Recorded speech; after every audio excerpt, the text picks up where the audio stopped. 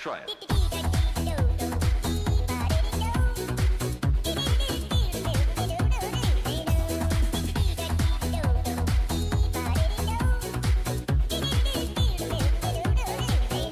You're catching on.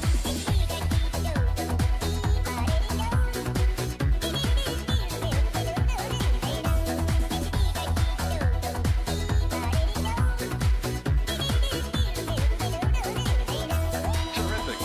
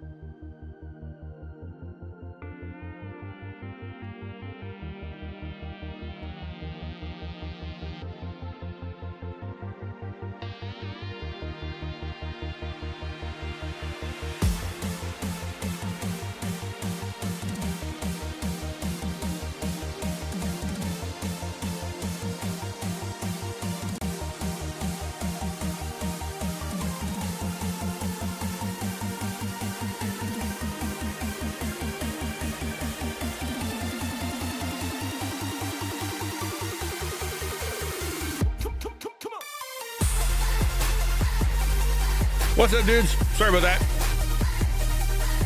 I'll fix it. I'll fix it. I'll fix everything all the time.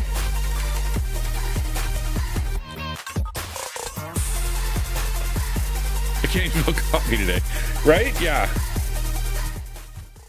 Yeah, I know. It's a Monday. Everyone's forgiven for not being able to do all the most basic things in their life. Okay. Well, so yeah, it's exclamation point enter. Apparently the it's I don't know, broken in some way. I don't know why.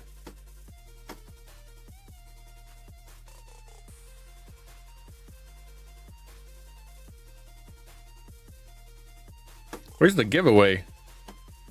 There it is. Burp. There we go. Perfect.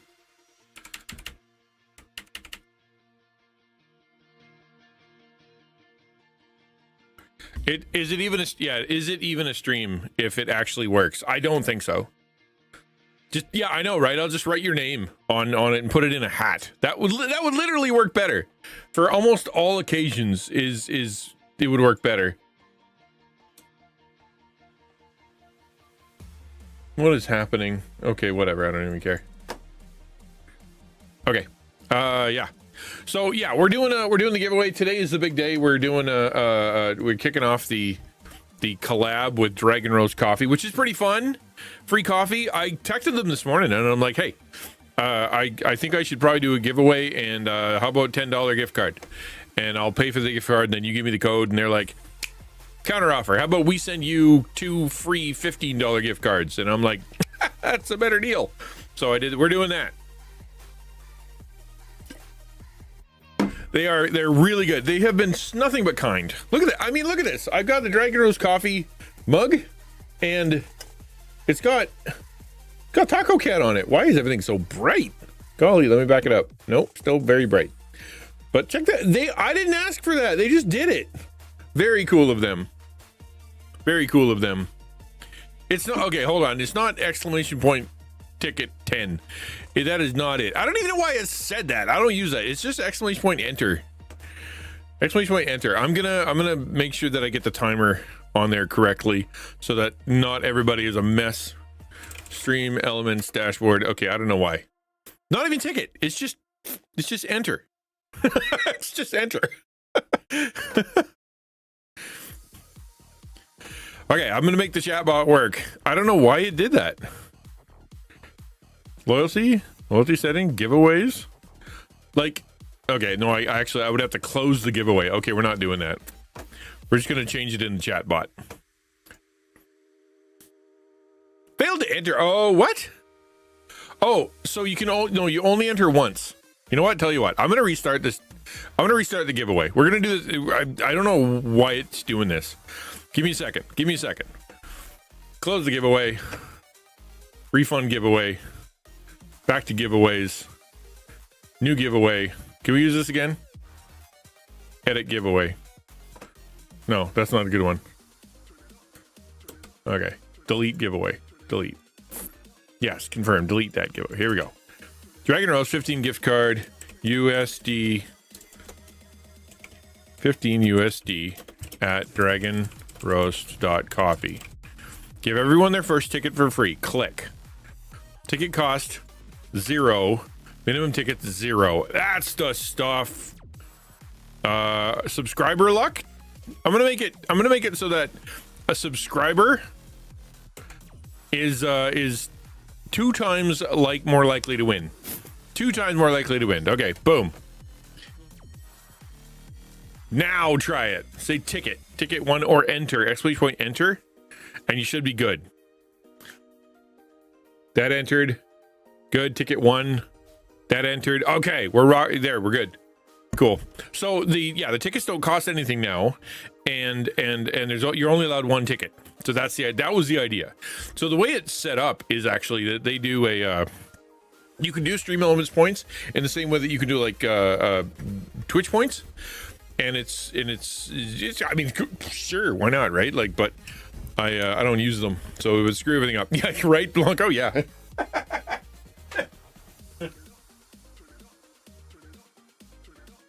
I mean, you gotta try. It's kind of a good idea if you're using YouTube, right? So is it enter or is exclamation point enter or exclamation point ticket? Ticket space 1. So like what it's supposed to be is that you spend as many Stream Elements points as you have on however many tickets you want, because you earn them, and then that way you can do that. So it's, but since I'm only doing 1, it actually would work better if you're a YouTuber or if you're on TikTok or if you're on whatever, because that way you'd actually be able to you'd be able to enter on there. Right now I think it's only Twitch, so I guess you could try. If you're on the YouTubes, hit the button and see what happens. I literally don't know what will happen. Because I have a strong feeling that it's not going to work. So yeah, rock and roll. Bring it on. I'm gonna put something in chat just to make sure. Okay, so exclamation point enter for chance to win $15 USD Dragon Roast gift card. Okay, chat, and then we're gonna pin that. Now that I know how to use things. We'll pin it for manually unpinned it end of stream. There you go. Perfect. Beautiful.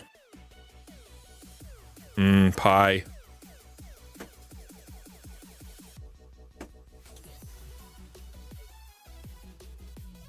Okay, we're gonna do a Devo. I'm gonna minimize that. We're gonna have do our normal Monday thing. Devos in Minecraft.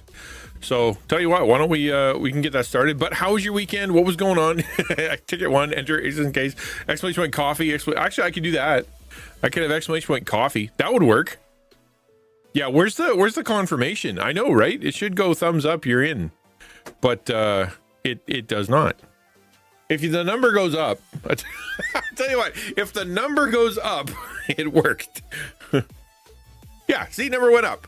Hi, Yelnick. Good to see you, man. So yeah, it's far out. It totally worked. What else can we do here? Yes. All right. Cool beans. It's working out.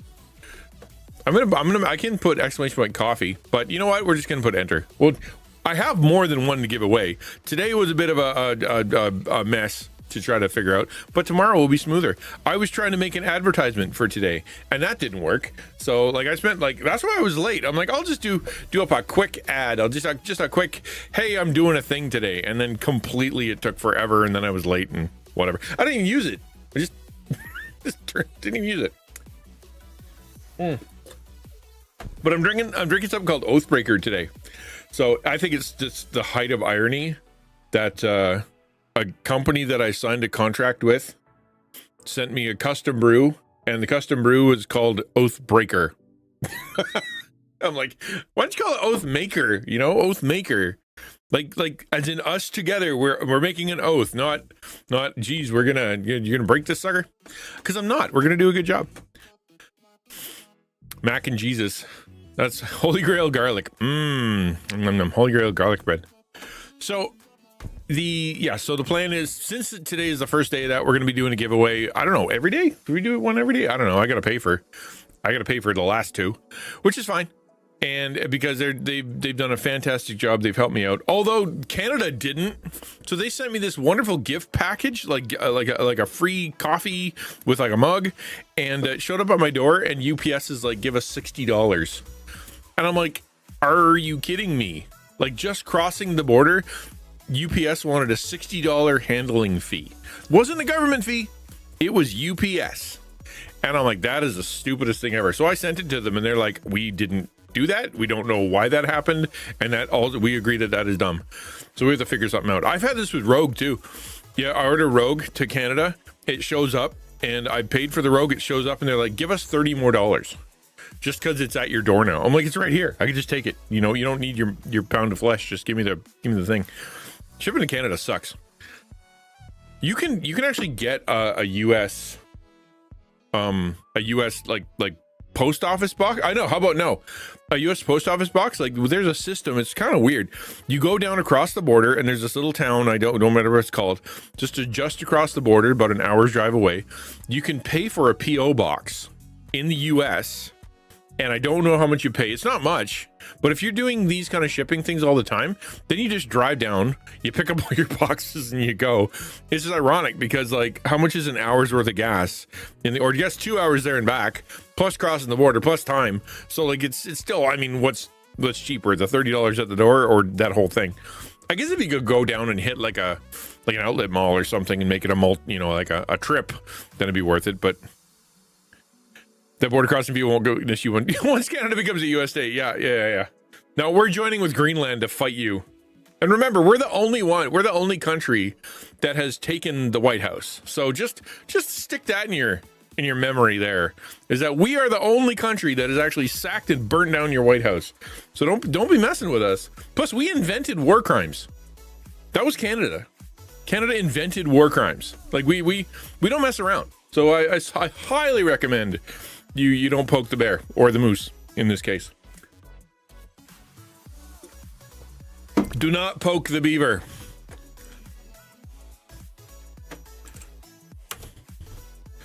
We did. We invented war crimes. You go look it up. I'm not even lying.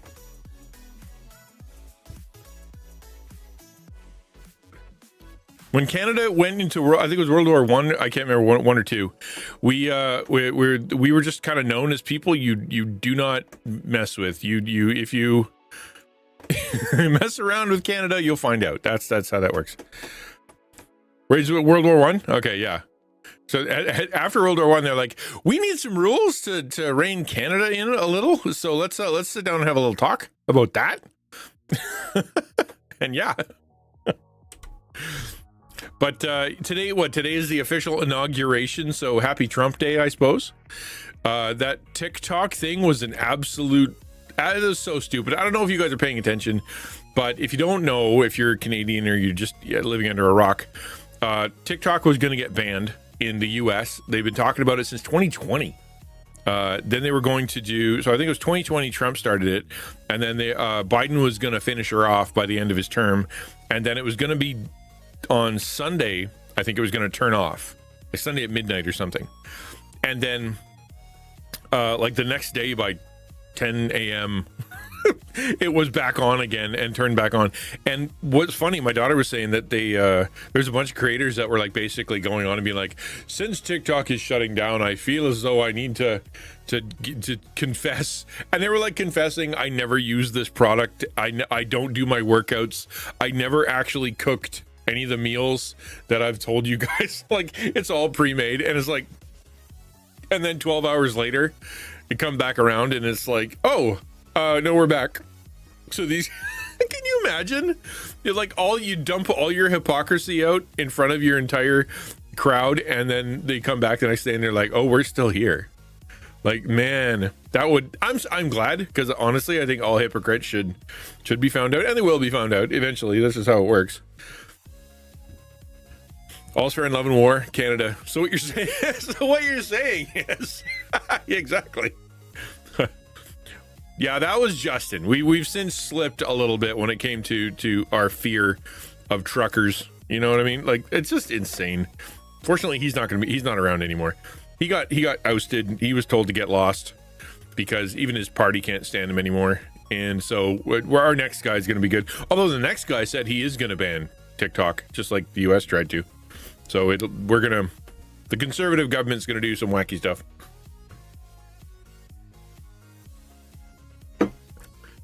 Yes, death penalty bad, war crimes good. Right? Yeah, just don't mess with us. Right? We can what's the word? When you go to jail and you come back out and you're better. Reconcile, reparate, we can make you betterer. And then but if you're going to do the war crime, do the war with us, then we just assume you're not going to be able to get better. But times making a hot mess. It was crazy, man. It was like, honestly, I don't follow reform. Yeah, that's the word. I don't follow politics much, but there was nobody who liked him. You know what I mean? Like, nobody. His party, nobody. And so it's just crazy to me that he's able to kind of hang in there. And they haven't for a long time. A long time. He's been kind of known to be corrupt. Like, I've never heard the words Justin Trudeau, here's the good stuff he did. It's always just negative or sus or weird bad relationships or like a million other things. And so, like, okay, why are you sticking around? And so now he's gone. But we'll see how it goes. Yeah, the next guy could be worse. I don't believe in politicians, not at all. The next guy seems like he's pretty smart, though. Like, the way that it's coming out, he seems pretty slick. So I'm looking forward to seeing what he can pull off. He's smart. I'll give him that. The new guy definitely has a handle on economics, which is their main job. They should ban it. Look into Chinese version of TikTok versus how they use it internationally. Well, TikTok technically isn't allowed in China, right? They have their own kind of like, it's a different piece of software, and they use it in China. They use it to like boost China stuff, as in basically like working is good and you should go to school and here's all the cool stuff we're doing and the government's doing and here's how beautiful our country is. Whereas in North America, the only word I could use is vapid. You know what I mean? Like, it is superficial, it is addictive, it is so often pointless. I'm not saying always. There's some great creators on there that are doing a good job and they're trying really hard. Even comedians or whatever. I don't begrudge the ones that are putting out entertainment, but either putting in high value entertainment or they're trying or they're just experimenting or having fun. Great, go nuts. But so much of it that's pushed is just dead eyes. No reason to be there. Repetition of other people's movements and words, and for the sake of hits, adding no value to planet Earth whatsoever. And it's just creating a culture that feels like that is what they should be trying to achieve, is that level of stardom based on either superficiality or, I don't know, I guess copying other people's creativity.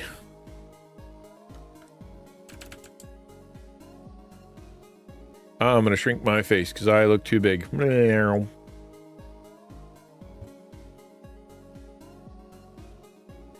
we go. Politicians bad. Everybody knew. That's the thing. I don't know how that happens. What's crazy to me is in the United States and in Canada too, probably, I don't know, but is that politicians are allowed to buy stock in the companies that they are making laws about. It's insane. That I don't know how that ever was legal.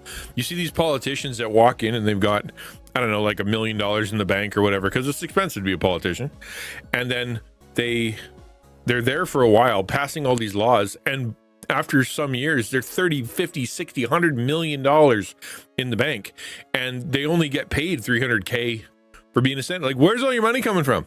And the answer is, well, I tell my business people and I buy stocks when right before I know what's going to happen, which is technically insider trading. But you know what? We're the government, so bleh, it's awful. It's supposed to be a no-no, but exactly, that's the thing. And I think it was AOC, right? Didn't she say that she's going to try to ban that? To be honest, the more I listen to AOC, the more I like her. She seems like she actually is trying to be moral. She's trying to be like a normal human being, and she's smart. Like, she's got all kinds of smarts in her. So it's people hate that about. That's my favorite thing that people hate about me, is that I'm like, yeah, I like conservative stuff, and then AOC, they're like, I also think she sounds pretty cool too. And it's like, yeah, I know. I'm not saying I trust her. I'm saying that based on the outside of what I've seen, she's doing her best to try to be what a senator's supposed to be. Whether that, the other ones feel way more corrupt. She doesn't feel as corrupt. She feels like I feel like she's trying, Yeah,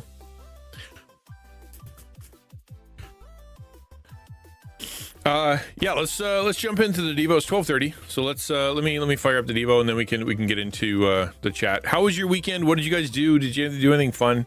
Yeah, Nancy Pelosi bad.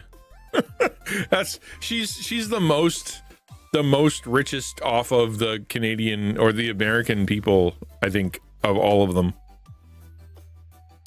All right, boop, and then we'll do this, that one. And then we'll put that there. Blip.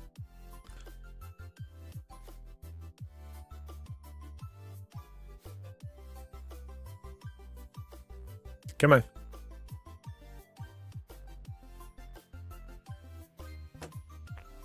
I don't think I need the notes today. We can get rid of the notes.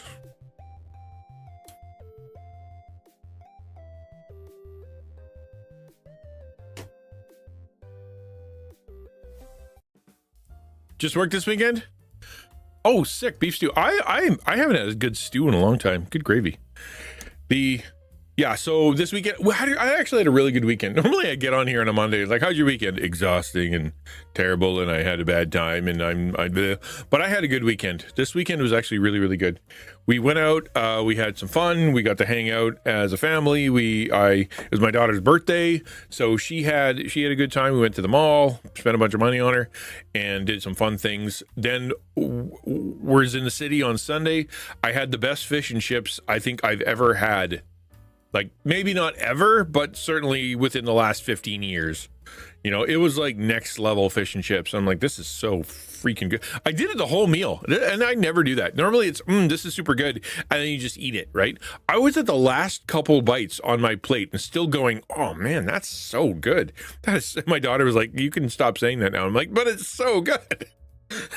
And then we came home, and I was able to play a little bit of video game and hang out, and like, I really liked it. I mean, I'm kind of jazzed because I've joked a while back that I thought that I'd have, what you can say, I've made it. Like I would say that I've made it as a content creator once I have I have a coffee company deal. It was a joke. It was funny just to be silly because I thought literally it would never happen because I'm just a podunk on the internet who is controversial in the et cetera, and then be able to work with like what I would consider to be the perfect coffee company. Not only they got ethically sourced stuff that actually tastes super good, but they're literally for nerds.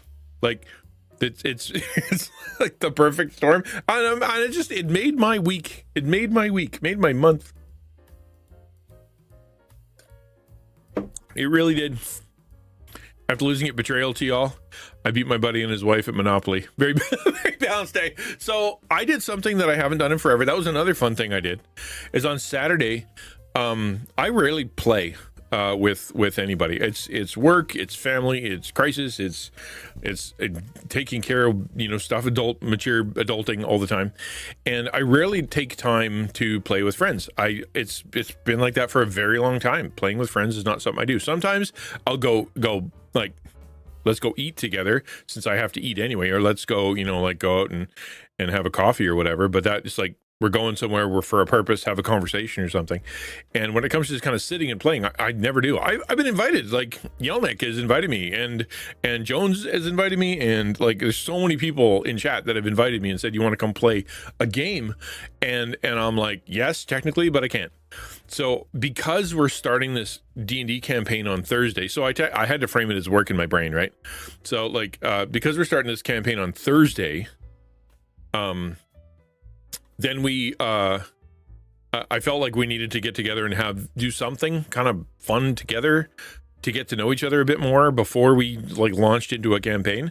So let's get together and play a board game. And so we played a game called Betrayal at the House on Haunted Hill or something like that. I'd never played it before.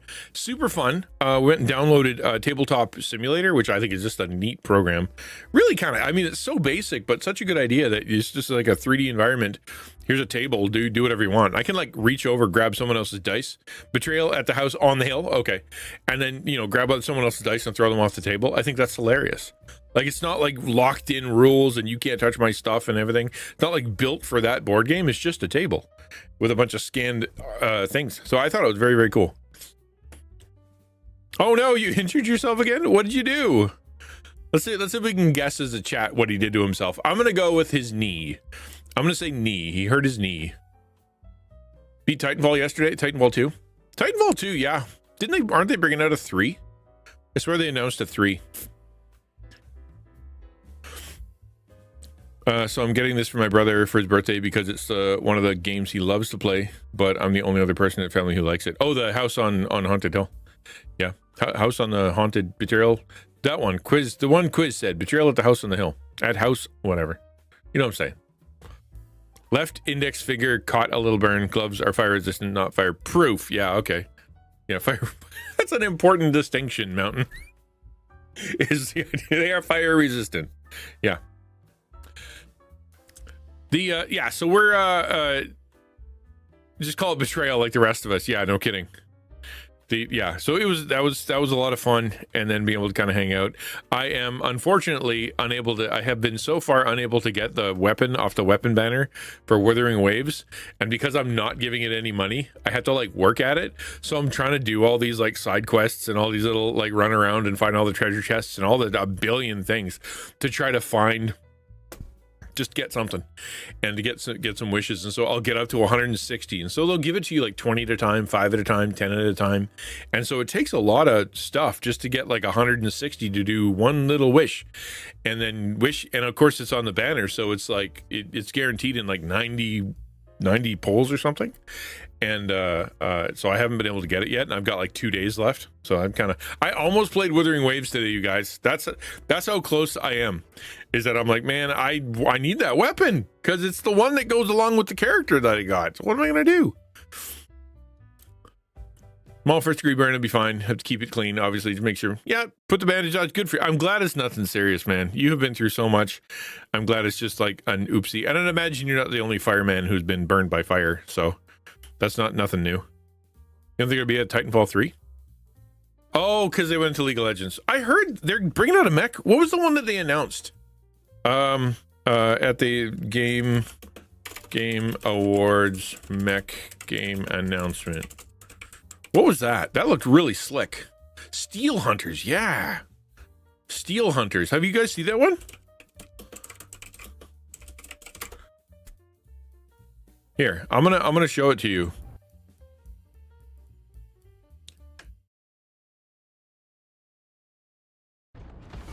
Remember this day, Hunter. We were built for victory. We are humanity's last chance. It looks fun. I'm not much of a mech guy, You tried the beta? It's what looks interesting to me is that not only is it like super crazy graphics, but it looks like they've kind of made the damage system more compelling, and that things fall off and things are broken and you can break the environment and whatnot. At least that's what obviously it might not be because it's all cinematics, but it looks like it's pretty slick because of the PvP. Yeah, Titanfall 2 was a story, right? I mean, it had PvP, I think, but Titanfall 2 was fun. Yeah, that's cinematic. Maybe I'm wrong. Hi, man, Ferric. You go lie down. Take care of yourself, bud. Thanks for dropping in and saying hey.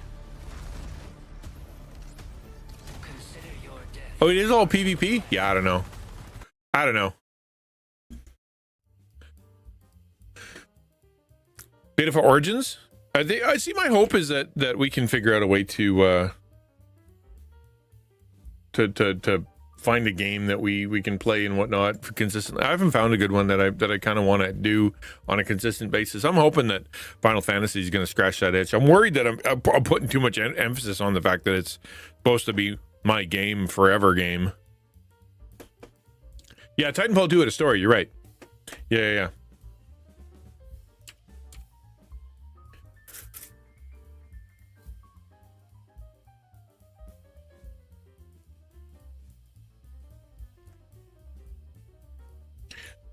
Okay, I'm gonna pray, and then we're gonna jump into Psalm 4. We'll have a chat about that, do a little Devo talk, and see what's on your guys' heart, and then we're gonna we'll jump into Minecraft.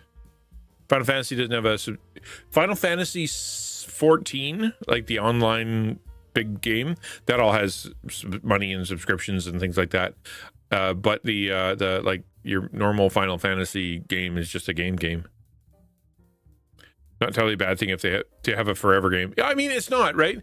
It's just not something I have yet. I was thinking about like what would I want to play for a long time, and I was thinking back to a game that I played called Torchlight 2, and I was playing that. I played it for probably 4, 5, 6 hours, and it was a lot of fun. It was top down. It was really button mashy, a lot of gathering and moving in your inventory and improving stuff. And it was just, I'm like this, I kind of got into it. It was a lot of fun. I'd put it to the side because I don't have the stick-to-itiveness to actually play a game, apparently. But I'm getting better. Mass Effect? Isn't that like really, doesn't that need strategy? Isn't that a strategy game?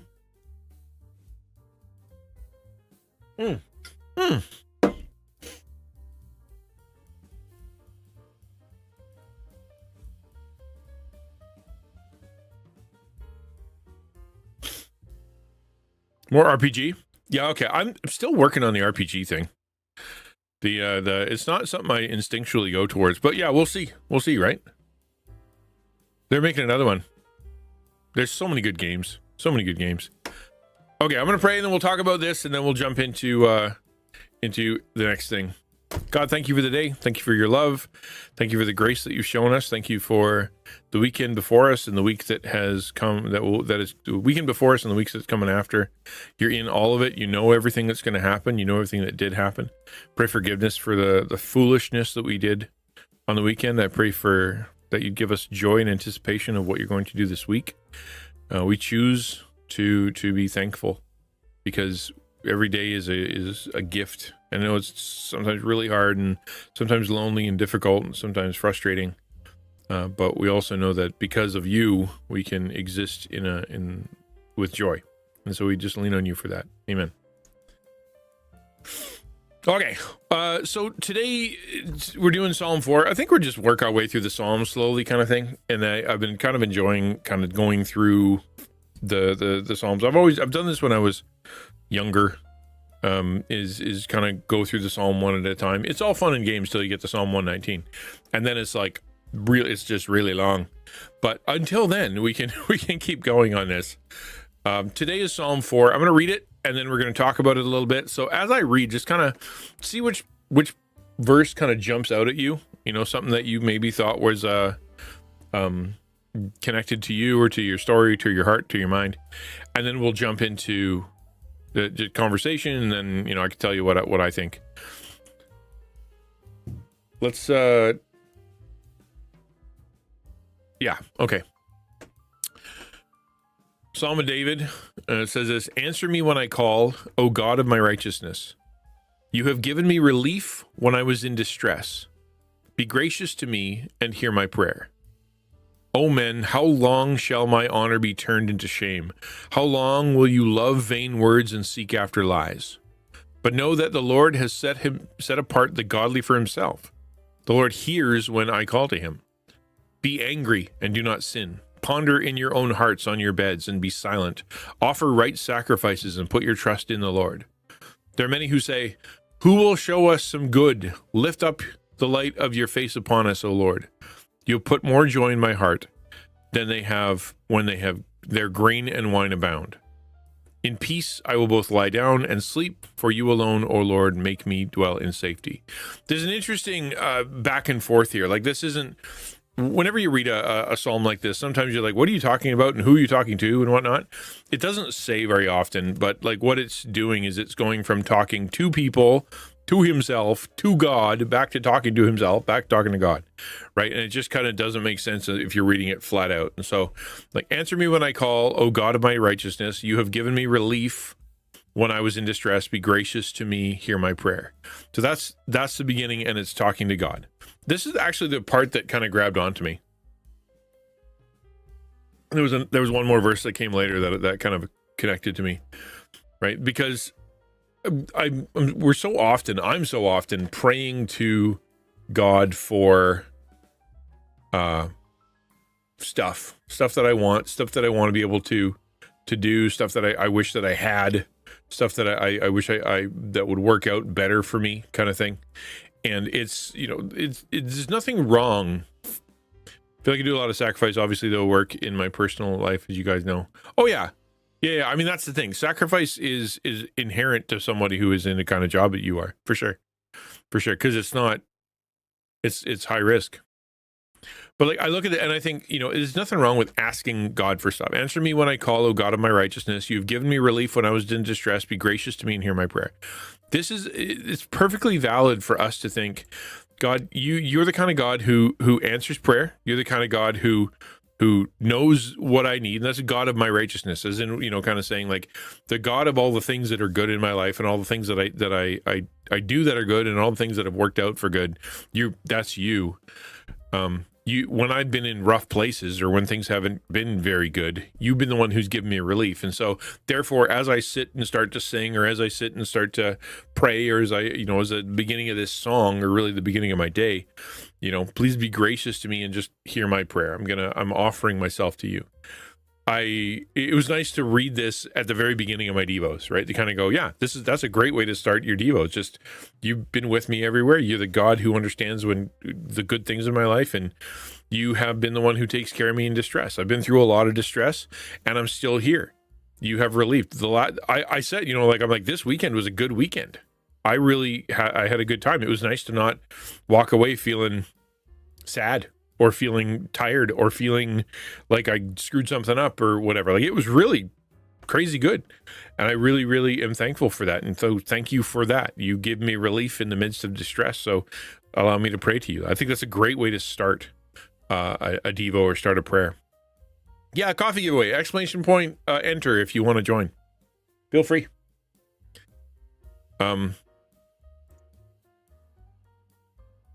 Verse 2. O men, how long shall my honor be turned into shame? How long will you love vain words and seek after lies? But know that the Lord has set apart the godly for himself. The Lord hears when I call to him. Instead of talking to God in this one, he's talking to people, right? He's actually talking to other men. And he's saying, like, he goes, God, hear my prayer. And he turns to people, like he actually says in this little note here, men of rank. In other words, because he's king, right? Obviously, the Psalm of David, or he's going to be king or something. Like, he's talking to people who are influential. You know, how long shall my honor be turned into shame? How long are you going to look at me and see or say, well, look, I don't know if he's saying, maybe he's talking to God or about God.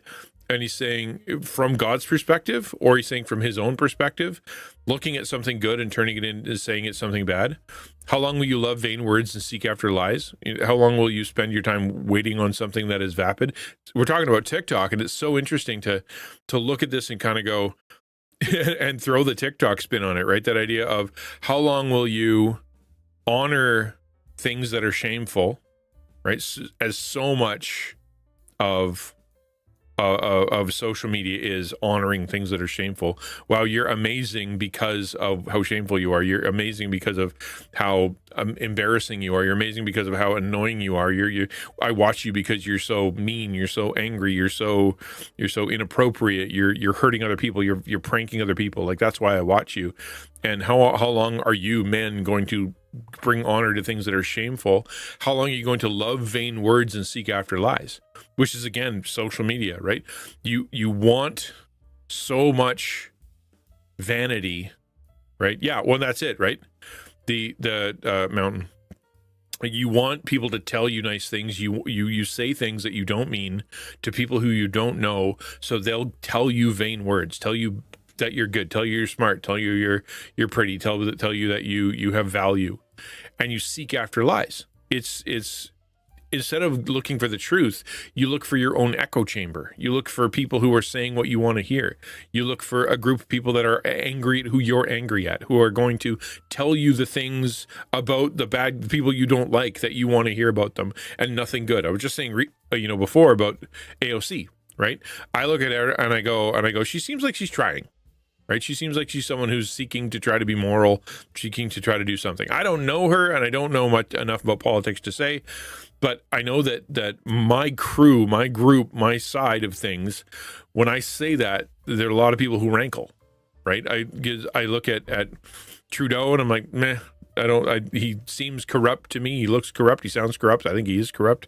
The new guy that's coming in, people are like, oh, he's going to be the savior of all. It's going to be great. And I'm like, yeah, I'm sure he knows economics better, but I don't know I don't know the rest of him. I look at AOC, who I'm supposed to dislike because she's a liberal, because whatever, and I go, she seems all right. And I'm just back and forth where people don't want me to be, because I'm trying to. He feels like he is, right? And so, am I seeking truth? Am I seeking after things that are true, or am I just trying to hear what I want to hear? And I wonder if, for us to walk away and kind of go, God, you brought me through some stuff. Men, me, speaking to me specifically, to all of us, how long are we going to be honoring things that are shameful, seeking words that don't mean anything, and performing for others, and then looking for lies, even though convenient things or things we want to hear, even though they're wrong? But know that the Lord has set apart the godly for himself. The Lord hears when I call to him. Those who are going to be honored are the ones who believe in God. That's what that means. Be angry and do not sin. Ponder in your own hearts on your beds and be silent. Offer right sacrifices and put your trust in the Lord. It's another one. He's talking to men, right? He's talking to people. Politicians and high up governments, officials, at least in America. News. And I have a hard time believing that anybody's telling the truth when it comes to people that are in the media, people that are in politics, people that are in corporations, people that are in, in agencies. Like, I have a really hard time believing any of them are on our side, because give a great example. It was, I'm trying to think what the company was. I think it was Meta and a couple other liberal companies recently, within the last couple of weeks here, because Trump came around, have decided to cancel a lot of their woke, quote unquote, woke policies, right? Like changing the way they're going to do bathrooms, changing their hiring practices and whatnot. Like under Biden, it was like, oh, we're the wokest of woke. Look how woke we are. Yay. And then Trump comes in and they switch and they go, oh, we're changing that. We don't believe that that's true anymore. We weren't doing that. We thought it was, it's not only two-faced, it's so clearly We do what we do for money so that you will think that we are good people and give us your money. And it shocks me every time you have people that that believe these corporations are doing good, or that they're on their side, right? Or that they actually believe what they're saying. Like the Coca-Cola or Facebook or anyone, any of these companies is actually saying the truth as to what they believe instead of the truth they want you to think they believe so that they'll give you money. The love of money is the root of evil, not money. There's nothing wrong with money. Money's just a thing. It's the love of money. That's the root of evil. Leadership is a combination of business and elected officials, and the U.S. truly an oligarchy, and the two work hand in hand to rob the masses. And you can see that because they know what to do and they won't do it. Right? That's what makes it so easy to see it's corrupt. Because you go ask at an individual level, what needs to happen? Well, we need to get the debt under control. We need to, not listen to corporations so much. We need to, all the pundits and all the, whatever.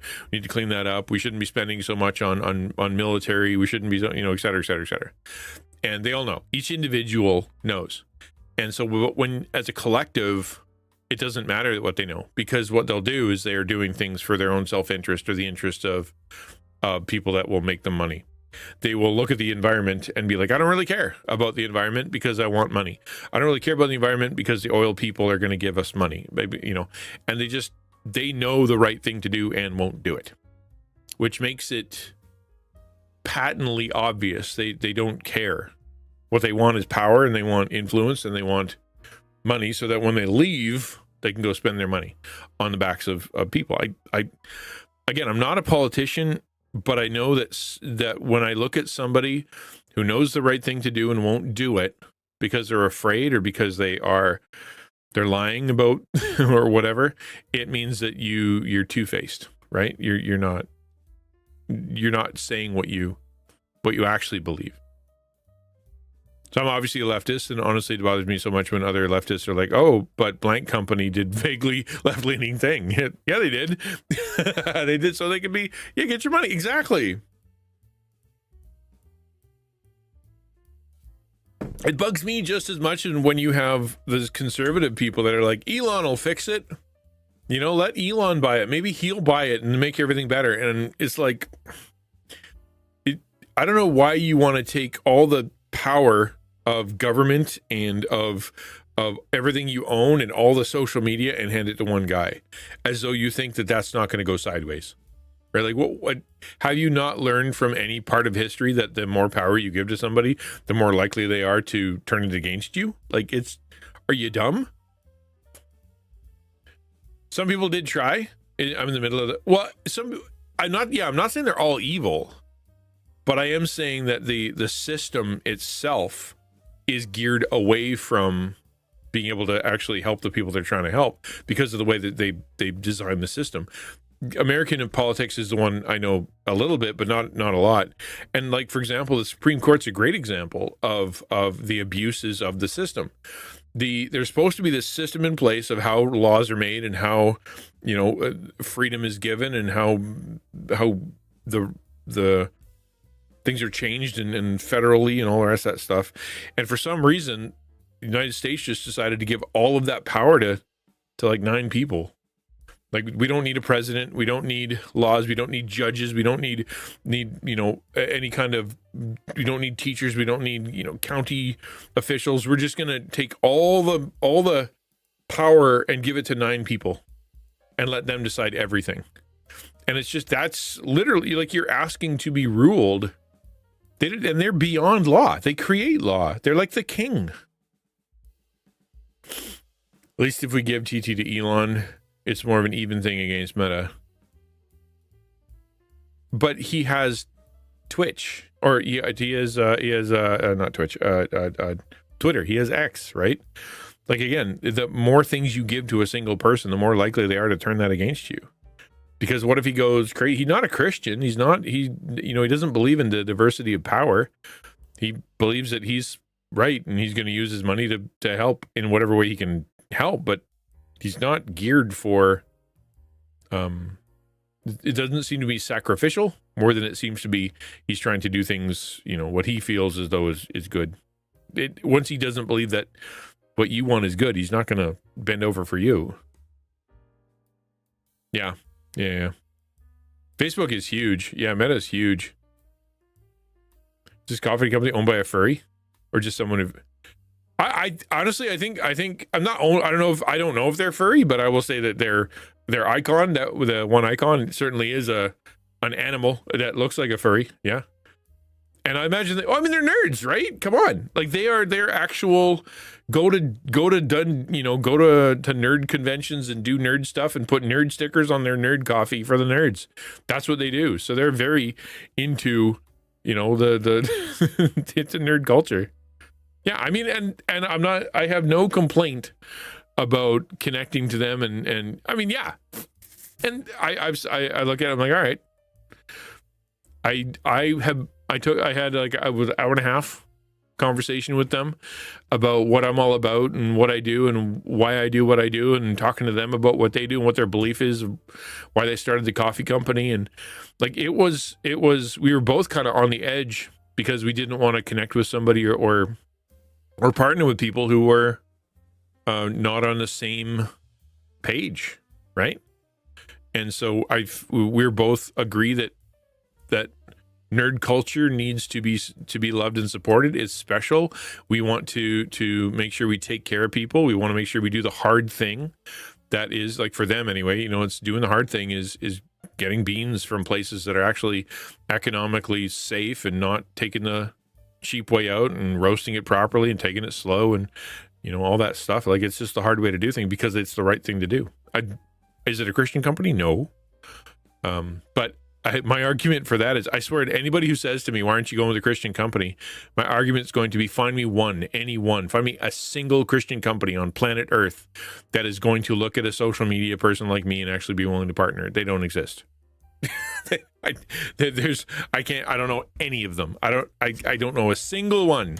And so therefore, if I'm going to partner with a company or doing a product, there just aren't Christian ones out there that are willing to do that. Yeah, and we're both really small. Like there's only 2 people that work for that thing, and they're both running it. It's just 2 people.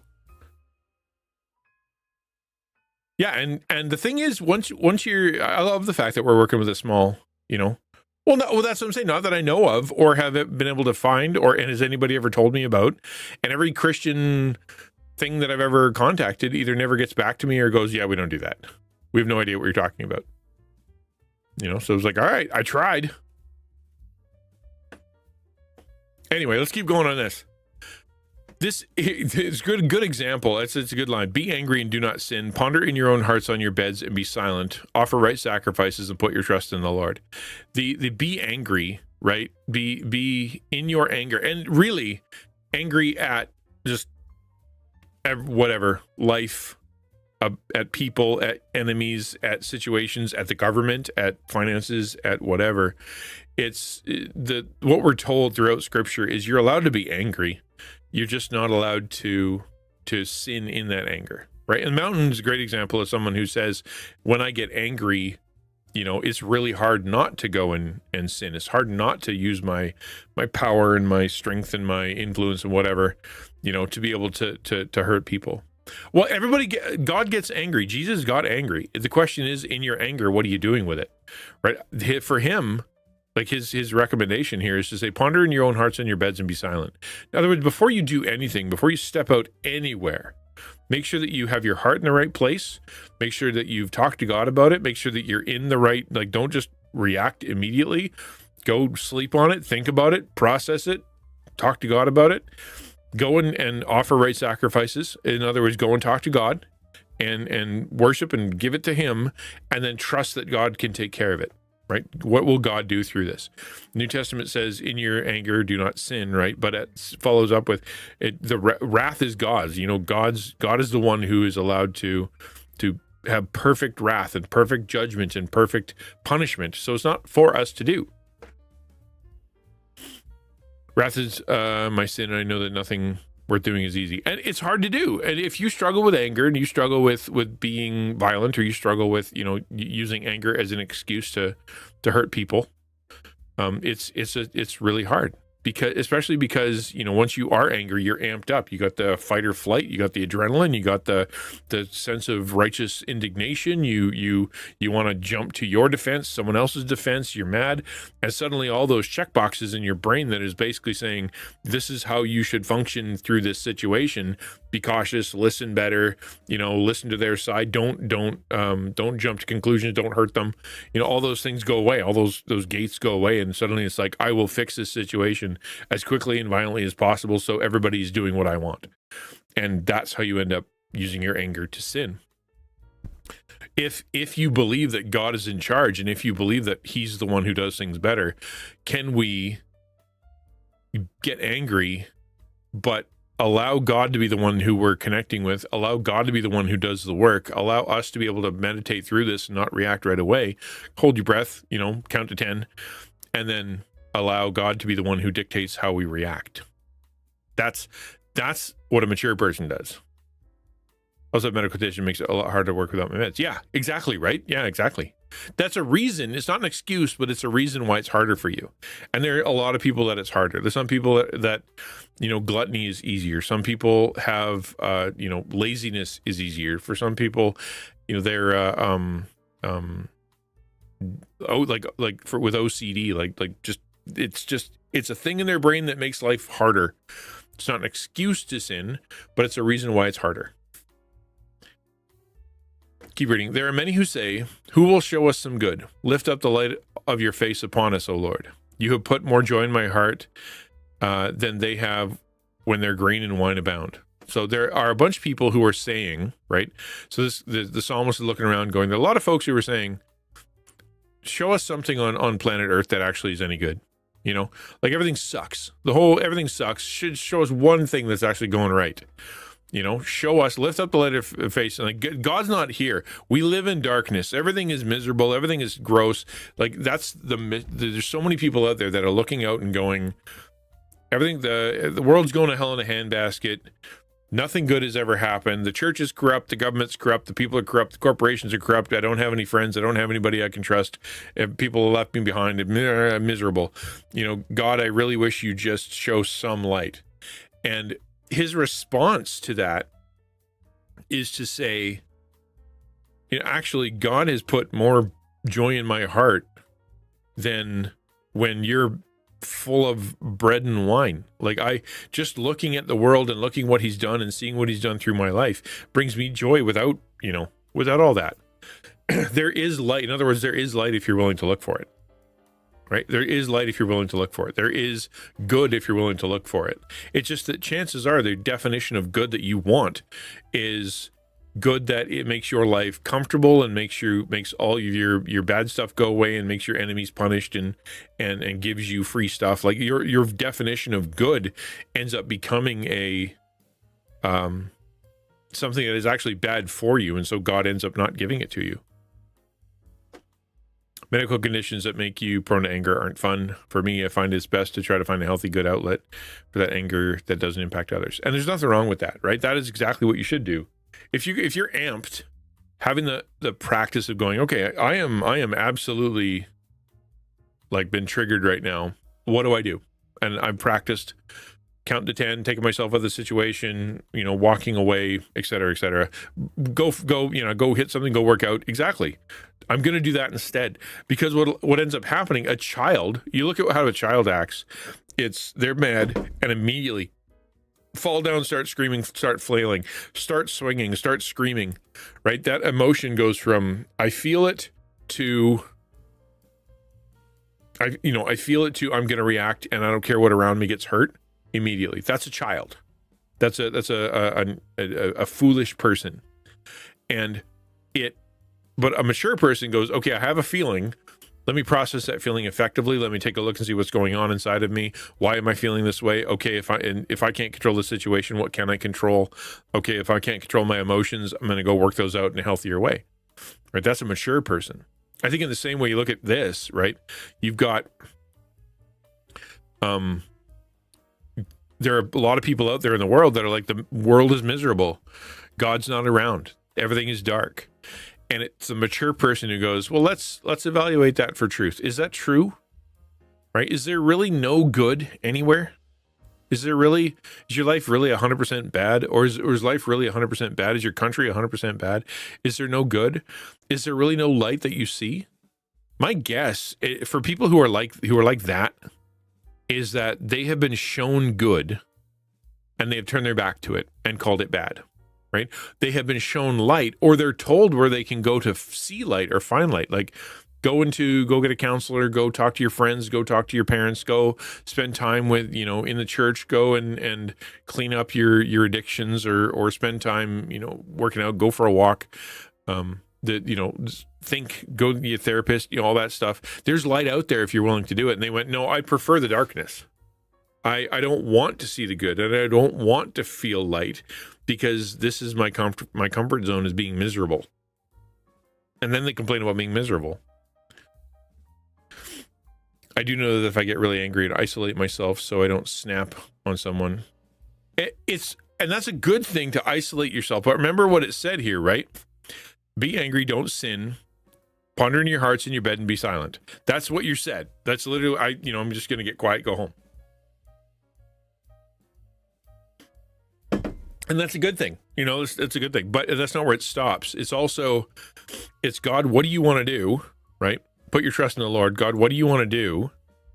And offer right sacrifices. In other words, what do I need to let go of emotionally, physically, or whatever, so that God is the one who gets to control this situation? Because sometimes it's cut that person off, don't talk to them anymore. Sometimes it's forgive that person. Sometimes it's try to see it from that person's perspective. Like you think of Jesus on the cross, right? He's pinned to a cross. He's literally nailed to it. He's lifted up. Everything is in pain. He can barely breathe. He has to lift himself up on a nail in his foot so he can take a breath. Like it's miserable. And he looks out all the people who are mocking him, the people who pinned him there, and he literally says, forgive them. They don't know what they're doing. They have no idea how bad they're being right now. They have no idea how corrupt this is, how lied to they are. And he's asking God to forgive them. It's just, sometimes that's what God asks us to do. In the most difficult part of our life, in the most miserable thing ever, we get to go, oh, I'm going to forgive them because they really don't know what they're doing. That's hard to do. Kit says, I personally struggled with that a lot in life, not being able to see the good in anything that is. I've been there too, right? I've been there too. I think God has given me a gift of faith to know that it's going to work out. But sometimes I'm sitting in a dark tunnel and everything is miserable and yucky. And I'm able to go, at some point, I'm going to see some light. I just don't see it. In truth, there is light out there if I go looking for it. It's just that I don't want to put in the effort, or I'm too miserable to do so. I wish I had an archery set and an archery range to calm my anger. I exercise, however, it seems I do have more anger than I have ever before. Even if I exercise, take all my strength to draw a bow and hit the target, and spending time figuring out where that anger comes from, and that's where this is, right? Do you trust that God is in the situation? Do you trust that God is someone who is working through whatever it is, that his way is going to work? Have you offered the sacrifice of going, I'm going to do this his way, whatever his way is, I'm going to do it that way, because in the end, it's going to work out better. Because a lot of times it's as a Christian, and I don't know if you've ever felt this, but like as a Christian, you're like, I know the right thing to do. I know I'm not supposed to freak out. I know I'm not supposed to get angry. I'm not supposed to, yell at that person. But instead of actually taking that anger and giving it to God, or taking that anger and processing it properly, you just kind of hold it inside. It's like, I know I'm not allowed to be upset. I know I'm not allowed to be to hurt people. I know I'm not allowed to yell because I'm a Christian. But you don't actually process the anger in a healthy way. You just kind of hold it until you can pretend it's gone away. And what that'll do, like you said, it's all there. It's still there. Like there's too much inside. To get rid of it means to ponder in your own hearts in your bed, like what's going on? Why do I feel this way? What's happening? Was it worth the emotional situation? What led to this? What will let me work through it?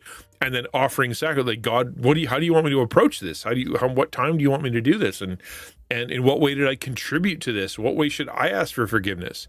And then putting trust in God, going, I'll do it your way, and I'll let you be the one who deals with the situation, deals with them, deals with whatever, and I'll just do what you want me to do in it. That way your anger will dissipate, because now you're like, God will take care of them. He'll either kick their butt or he'll save them.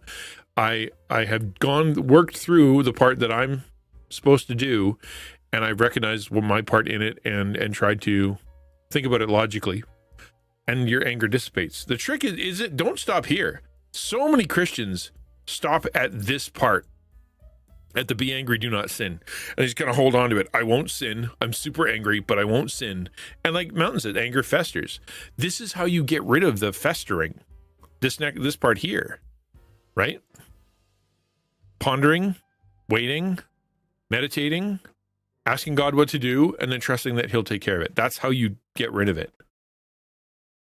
My rage comes from traffic. Yeah. And we all have that one, my situation with my children and being an addict. Right. Traffic sucks. And really, it doesn't come from traffic, right? It's before you ever got in the car. Because if you were already calm and already at peace, and you already had, like a lot of, things were fine, then you'd be able to drive through traffic and be fine, right? It usually comes from a sense of urgency, a sense of entitlement. I deserve to get there. I deserve to not have cars in front of me. I deserve that. I'm really important, and everybody else is less important than me, and everybody else is stupid and I'm not. Like, it's that sense of entitlement and that sense of urgency of if I don't get there, there's going to be consequences. Why are you guys in my way? Get out of my way. I'm going to face consequences. Whereas if you'd have, left earlier, or you'd have said, you know what, everybody else is going somewhere too, like I'm in someone's way, then the rage goes away, because you place yourself in a position where you're seeing it from a bigger perspective. Kit says, but I've got friends. I've got a life going well now. I've got a huge shark kitty plush that's about as big as me, an espresso machine. Hey, that's right. Espresso machine and a will go a long way. I'm a fan.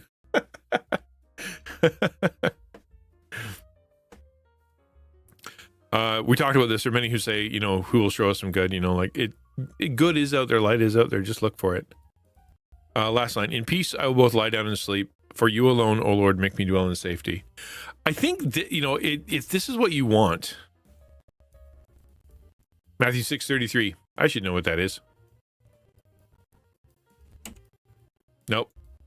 Duplicate.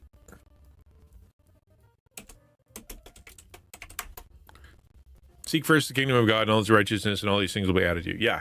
We're all there, right? Like finding what comes first. God comes first. How does that work in my life in this situation? But if this is your mission, if this is what you want out of life, and who doesn't, right? Who doesn't want peace when they lie down at night, lie down and sleep, and they go to sleep peacefully? They go to sleep without a bunch of voices in their head. They go to sleep without being really angry, without being afraid of the next day. They go to sleep without having to knock themselves unconscious. They go to sleep without having to distract themselves until they pass out, right? To understand that when they are there and when they are the most vulnerable, in the dark and in bed, that they are still safe. If you want that, I think this is the recipe, right? Asking God for what you need, recognizing that he'll only give you good things, that he will take care of you in your distress, that he's the source of relief, that he does answer prayer, that that when you look into this world, you're not looking to be honored by dishonorable people. You're not looking for vanity. You're not trying to lie to yourself, that God actually honors the people who are godly. That in your anger, you're working through your anger and you're not sinning, and you're trying your best to be able to give it to God, and you're thinking it through in a logical way. That you look out into the world and you see good, and you're looking for the light, and you're trying to pay attention and being thankful through stuff. That recognize that that joy comes from God, not from human stuff like grain and wine. In other words, not like from all the stuff you have, but from God giving it to you. And then if you go to bed like that, you're going to sleep a lot better. So this, to me, this is a good recipe. This is the recipe. The hard part is following through, right? Like the hard part is trying to figure out how to actually do this. But if you spend time kind of meditating through this psalm and through, other scriptures, but just asking yourself in whatever situation you're in, am I giving this up to God? Am I trying to look for lies? Am I mad because people aren't giving me the vain words I want? Am I facing this angry situation in a reasonable, logical, intelligent way? Have I given it to God? Do I trust that he's going to do something? Am I spending time paying attention, looking for the good, counting my blessings? Like, am I doing that? And then if not, you'll be able to find kind of where the hiccup lies. Does that make sense? I hope that makes sense. Does anybody have anything they want to say before we close out and the Devo? Because I know that we covered a lot here, but honestly, it's such a beautiful psalm. It's such a good recipe for life. Anybody want to contribute or say anything there, something that tweaked them or part of the verse that they liked or a reflection? If not, we can go to prayer and then we'll come back to a chat.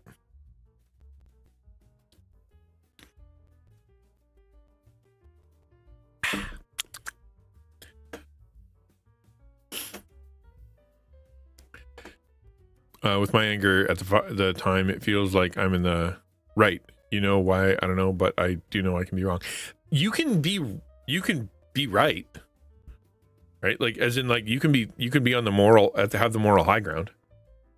You can be the one who, you were sinned against and you didn't deserve it, and there was nothing you did to contribute it, and they were being selfish and mean and rude and horrible, and it's all their fault.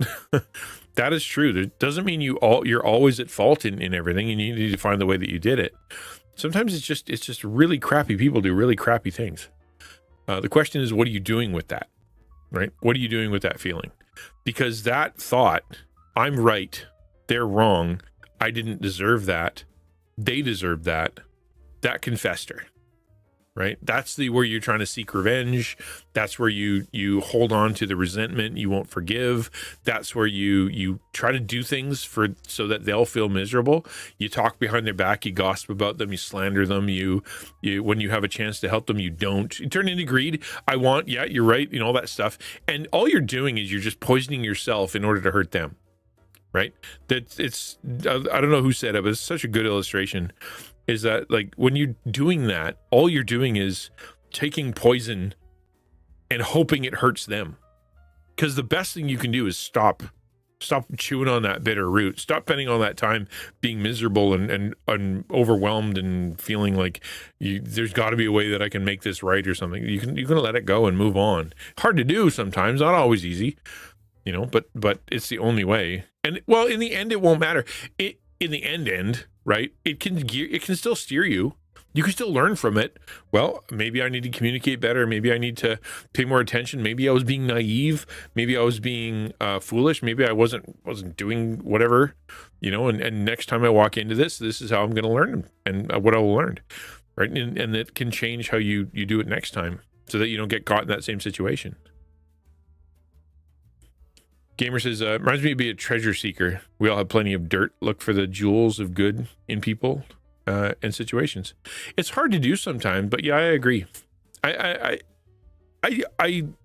like to believe that I'm the kind of person that wants to look at the good in people and then have them prove themselves wrong.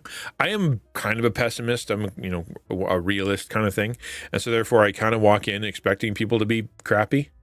But I try to let them prove themselves to be crappy before I assume it. I try. Not always great at that. Help me process a frustrating situation. I'm glad. I appreciate you saying that, Gabriel. Feel free to talk about it if you want. You don't have to, but you can. Pride itself really just wants to win no matter what the costs. At the expense of itself. Right? And you can see people like that where they're wrecking their life. They hurt the people that are closest to them. They hurt children. They hurt their reputation.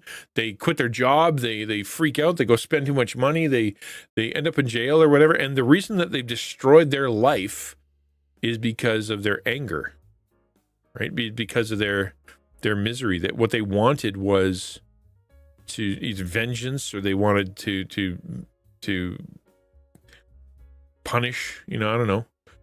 And all they did was hurt themselves the whole time. Anger is so destructive. It's so destructive. And it's going to be, and it lies to you. Remember the first intervention as an addict, let's just say I've said some hurtful things at the time. Yeah. And nobody likes being confronted with their sin. Nobody likes being told that they're wrong. Nobody likes being, having their secret stuff pointed out. Nobody likes learning that their actions that they thought nobody saw were actually having a negative effect. Nobody likes finding out that, like, being embarrassed by the fact that they actually are way worse than they were. And it takes a really humble person to go, oh, I am wrong, and that was bad, and I have been caught, and I shouldn't do that anymore. Very rarely will you have people that are willing to go, oh yeah, okay, cool, I'm bad. It's usually they're going to lash out because emotional stuff, and especially if you're addicted to a substance, the substance is changing how you think, right? It's changing how you process information. If it's alcohol, it's taking away the inhibitions. If it's pot, it's taking away your motivation and your ability to have a sense of urgency. Like if it's any other kind of hard drug, it's causing you to want that more than you want something else. And like even people that you love, you destroy your life for it. It's harder when you've even got chemicals that are in your brain that are messing you up. I struggle a lot. I try to remember. I tend not to trust. Thanks for this. Yeah. All right. I appreciate that. Me too. Right. Like I've been hurt by a lot of people, and I can get really pessimistic. I can get pretty upset. But it all comes down to whether or not we think that God can work through this stuff or not.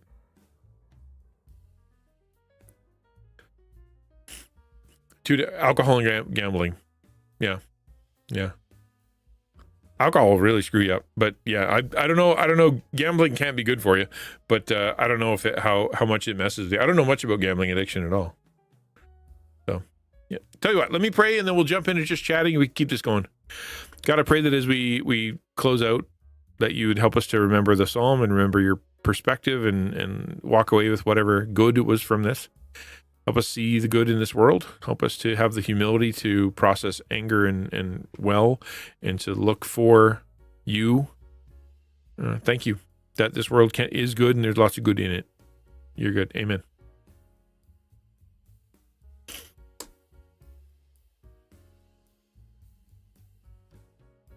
Oh, I'm going to have a sit down.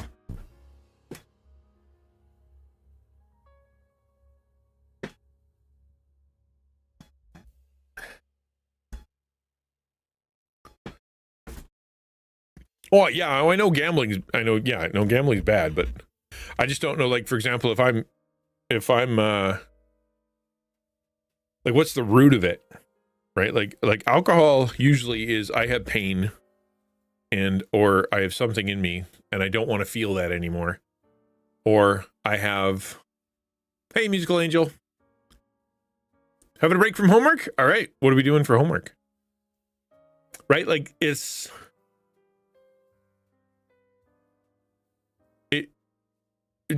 alcohol is designed to alter your emotional state, right? Whether it be because you're afraid, or whether it be because you're sad, or whether it be because you feel a sense of rejection, or you're whatever.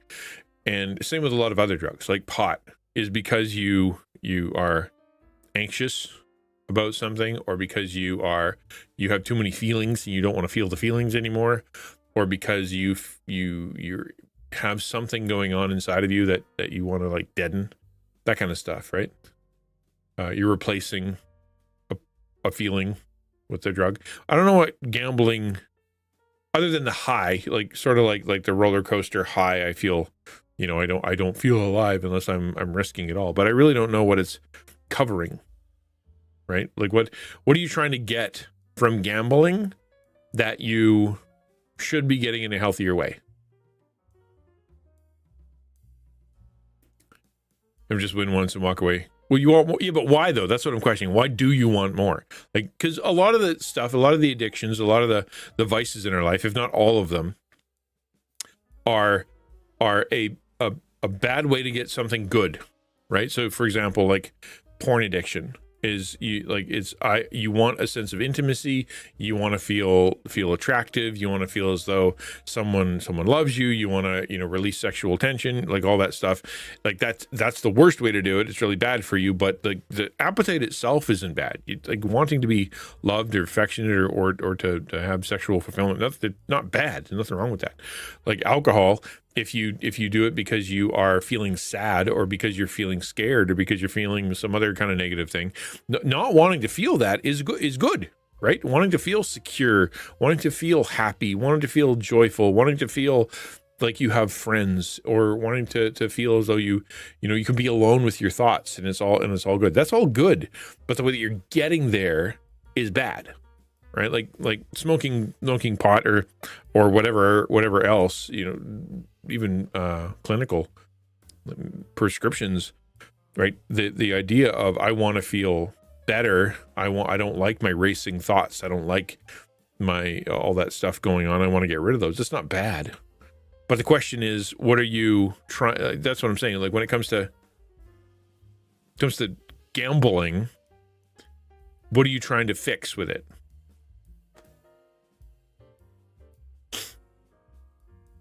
Kit says, I find a lot of people are addicted to pot completely in denial, tend to be like, pot isn't that addicting, which is technically true. The compounds aren't addicting, but you can absolutely get addicted to well, that's it, right? Zach comes in swinging.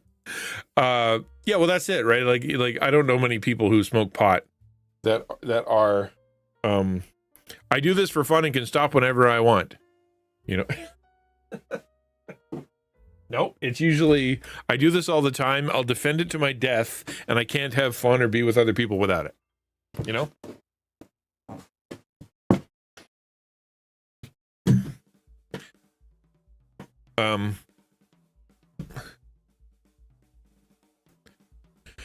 Can't criticize gambling. My mom gave me $2,000. She won gambling the other day. Sure you can. Ill-gotten gain is still ill-gotten gain. Doesn't mean just because it was a gift to you doesn't mean it was a good thing. It's like I can't criticize Robin Banks. My mom gave me $2,000 the other day. I can't criticize, sticking up people in a dark alley. Mom gave me $2,000 the other day. I can't criticize, selling, enemies' spleen on Craigslist, but because my mom gave me $2,000 the other day. Sure you can. It's like, sure, I can stop whenever I want. I can't, though. Believe me, I wanted to. I just can't. Sometimes you just gotta keep streaming. Hi, Shadow. Good to see you, man. I'm still waiting on my PNG tuber model to be finished, and then I'm doing my affiliate celebration stream. Rock and roll. Looking forward to it. Make sure you tell us when it is and advertise it well so we can come see you. Robbing banks is very funny. Is it? Okay. Yeah, the old style definitely won't work because there's no money. Talking about in the whole it's okay to steal bread to feed your family thing. No, we were just jumping. We're talking about we started talking about anger and where anger comes from and how to deal with anger. And then and that kind of came to, addiction and what feeling you're trying to remove when it comes to why you're doing your addiction, right? What is it trying to get rid of? And that's kind of where that came down to. And then, I'm like, because my question was, what is the feeling of gambling trying to cover? Is it I'm boring or I'm bored? Or is it something like I want a sense of power? Is it I want a quick way to success? I want to, I believe that if I had money, I would be a better person. Like, what are you actually trying to get? Chapter 2, payroll accounting. Ew. Gross. I hate I'm so thankful for accountants because I'm so bad at it. So thank you for doing that. We need accountants. I need an accountant. Give me all your money. So we don't have any. Yeah. None of the bank actually cares about. Well, because it's uninsured. Yeah, exactly. You're told that in every job at Walmart. like, yeah, just give it whatever they want because, we have insurance. That's why we have that. Kit says the whole DB Cooper thing, steal a ton of money and then vanish without a trace. I don't know who that is. Addiction. I'm going to remove caffeine soon. Since I could be addicted, possibly coffee. What? Well, what? That's impossible. No, you can totally be addicted to caffeine. There's nothing wrong with caffeine inherently. There's nothing wrong with, like it's, if you were dependent on it, you can't function without it. You become a jerk if you don't get it. Like literally you then yeah, that's a problem. That's an issue. You should probably cut that out then. Escapism? But escaping from what, Jim? That's my point. Like, I want to dig that down. Like, what are you escaping from? Because by definition, you have to want to escape from a bad thing to a better thing, or from something that you are afraid of happening or is happening to somewhere where it's not happening. So what is that? What are you running from?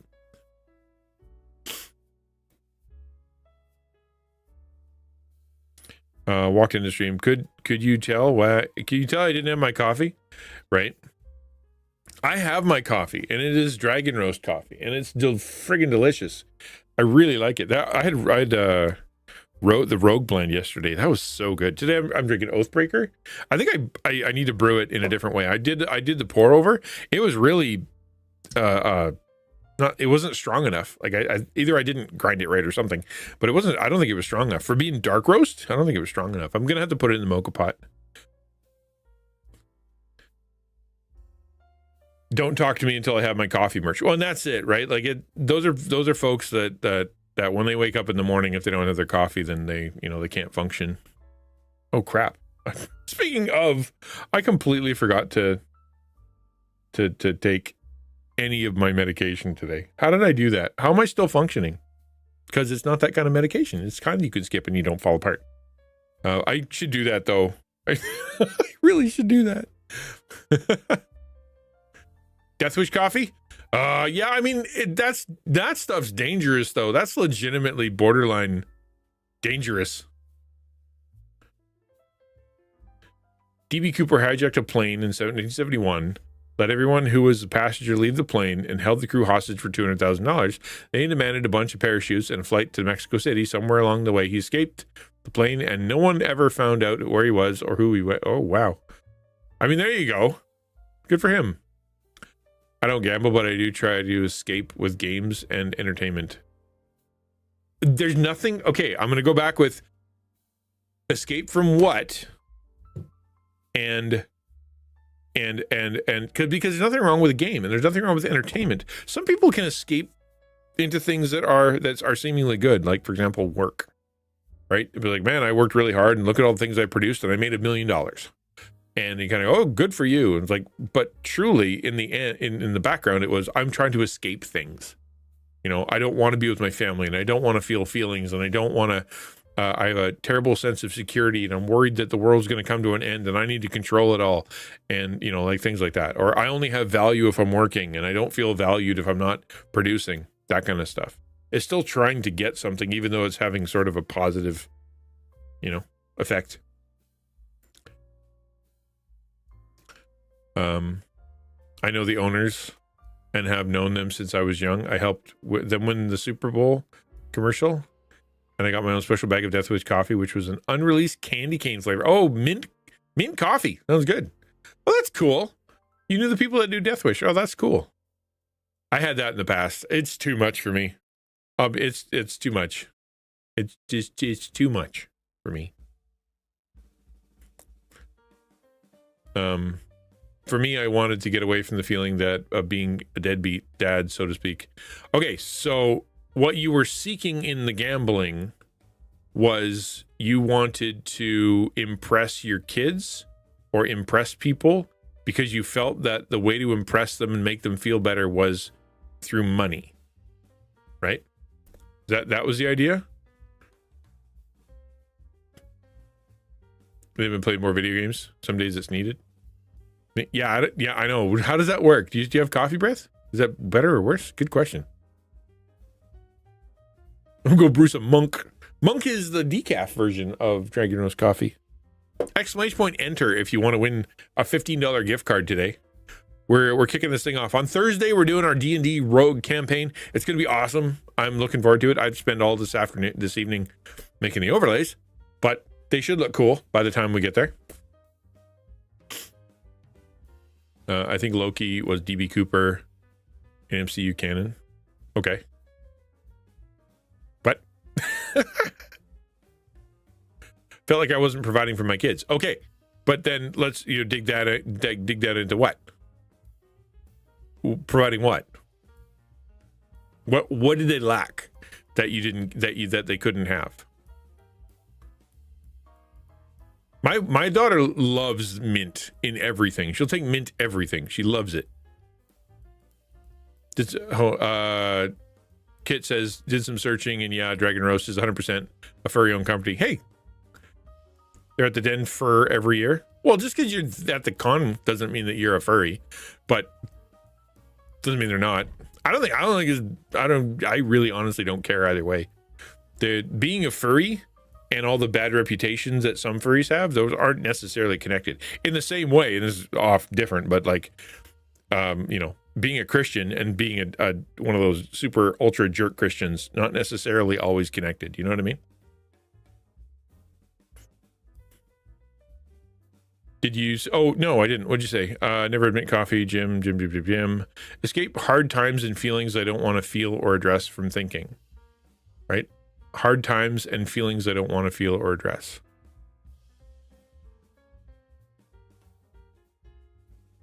Hard times implies, things that are too hard for you to deal with and process and fix.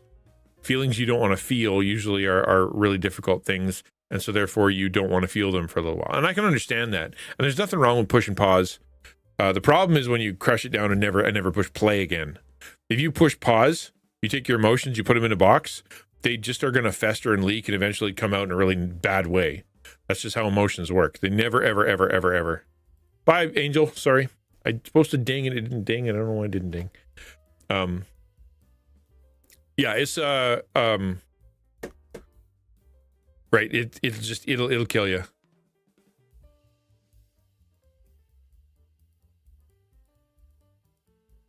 Better life than when I did when I was a boy. And I just wanted them to have everything that they want. Okay, so I wanted to have everything they want, worry about a price. What did they like that? See, that's a great example of a lie that you were told somewhere along the line about what everything is and what they want, right? So the gamble then was, I'm going to destroy their future and destroy my relationship with them, destroy my ability to provide for them, because they need something I can't provide already. And the truth was, you had everything that they needed already that was going to make them feel okay. Who lied? What was the lie you were believing? Whatever the lie was, it had something to do with the fact that you felt like you weren't enough. So who told you that your presence, you being a hard worker and a present dad, regardless of what they're getting, wasn't enough? Who told you that? Who gave you that lie? Those darn furries ruined the furries.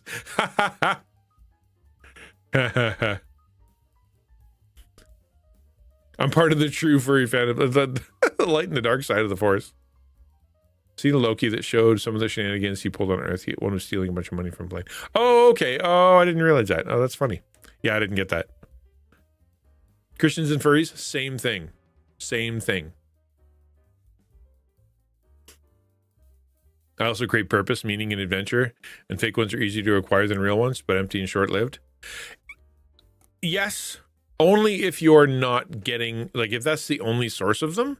I think that's the bad part. I don't think there's anything wrong with going, I feel, really good when I'm playing a video game, and I feel it makes me feel smart and whatever, as long as that's not the only way you're getting it. Like, if you have a purpose outside of the games, if you have meaning outside the game, if you have something that you're doing with your skills and abilities to serve people outside the game, then there's nothing wrong with playing. The problem is when you only have the game and you're not doing anything, like you want to save people, but you're not helping anybody outside of the game. You're only helping people in the game. That's where their big problem. Furries run the IT world. It's kind of true. The story that I've heard about how they about why we have Discord and furries. Like, apparently that the reason we have Discord is because of furries. Is Aki a furry? I mean, if IT people are furries and Aki is an IT person, logically speaking, he must be.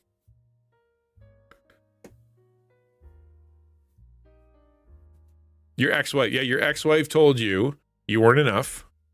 He's a Christian and he's both. He's unstoppable. Exactly. So there, you dig down deep enough, Mountain, right?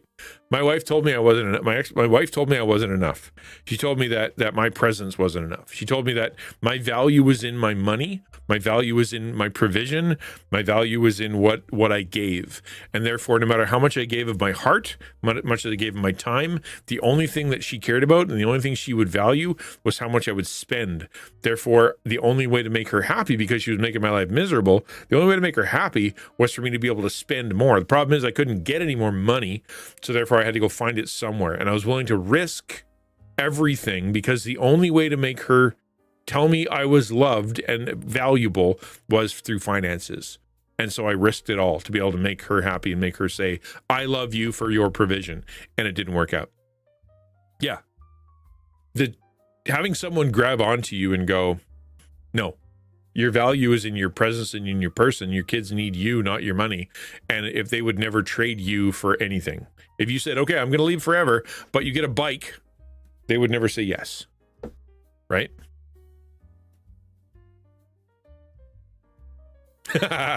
Maybe Allie. Ally too good. Maybe Ally. Good to see you, man. But does Mama Peach know? We're not gonna. I'm not telling her. It's kind of unhealthy for me. I don't have much outside the game, so I try to supplement it the easy way. And again, like I said, that like if it's only coming from the game, if the only thing in your entire life is coming from the game, then yeah, that's a problem. It's unhealthy. But if in your time of rest or in your time of whatever, you spend time playing a game and then you get up and have a life, there's nothing wrong with that. In fact, you're allowed to enjoy the game. You're allowed to even say, I'm good at the game and I feel a sense of pride in the good that I have in the game. I'm pretty good at it, actually. That's perfectly fine. Nothing wrong with that. The trick is anything happening outside of life? And that's where, if you're feeling the sense of conviction, right? That if you're feeling the sense of conviction that you don't have anything, that's where you need to go connect to, a church or to a local organization or to a Discord or to an online group or to like Taco, and just say, I need to volunteer my time. Give me something to do. And then as you're given something to do that has value to people that you care about and that you believe in, all of that stuff starts feeling better. Right? Like, even if it's a little thing, it's like, man, I spent 8 hours today playing a video game, but I spent 2 hours moderating a Discord, or 2 hours responding, or 2 hours creating graphics for, or 2 hours editing a video for, or 2 hours doing something for people, or, feeding the homeless or whatever. Then suddenly you're like, I feel okay. I feel good about that. I feel like I have value in this world. Right? Yes, I believe the church is a big part of giving that to you, giving that to anybody, because that's who we were built to serve, is people within the church and brothers and sisters. But we're also meant to build, in life. So, yeah.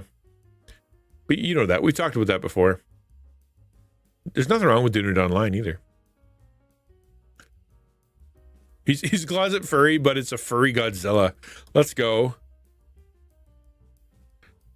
My ex was horrible in the last year and a half of our relationship.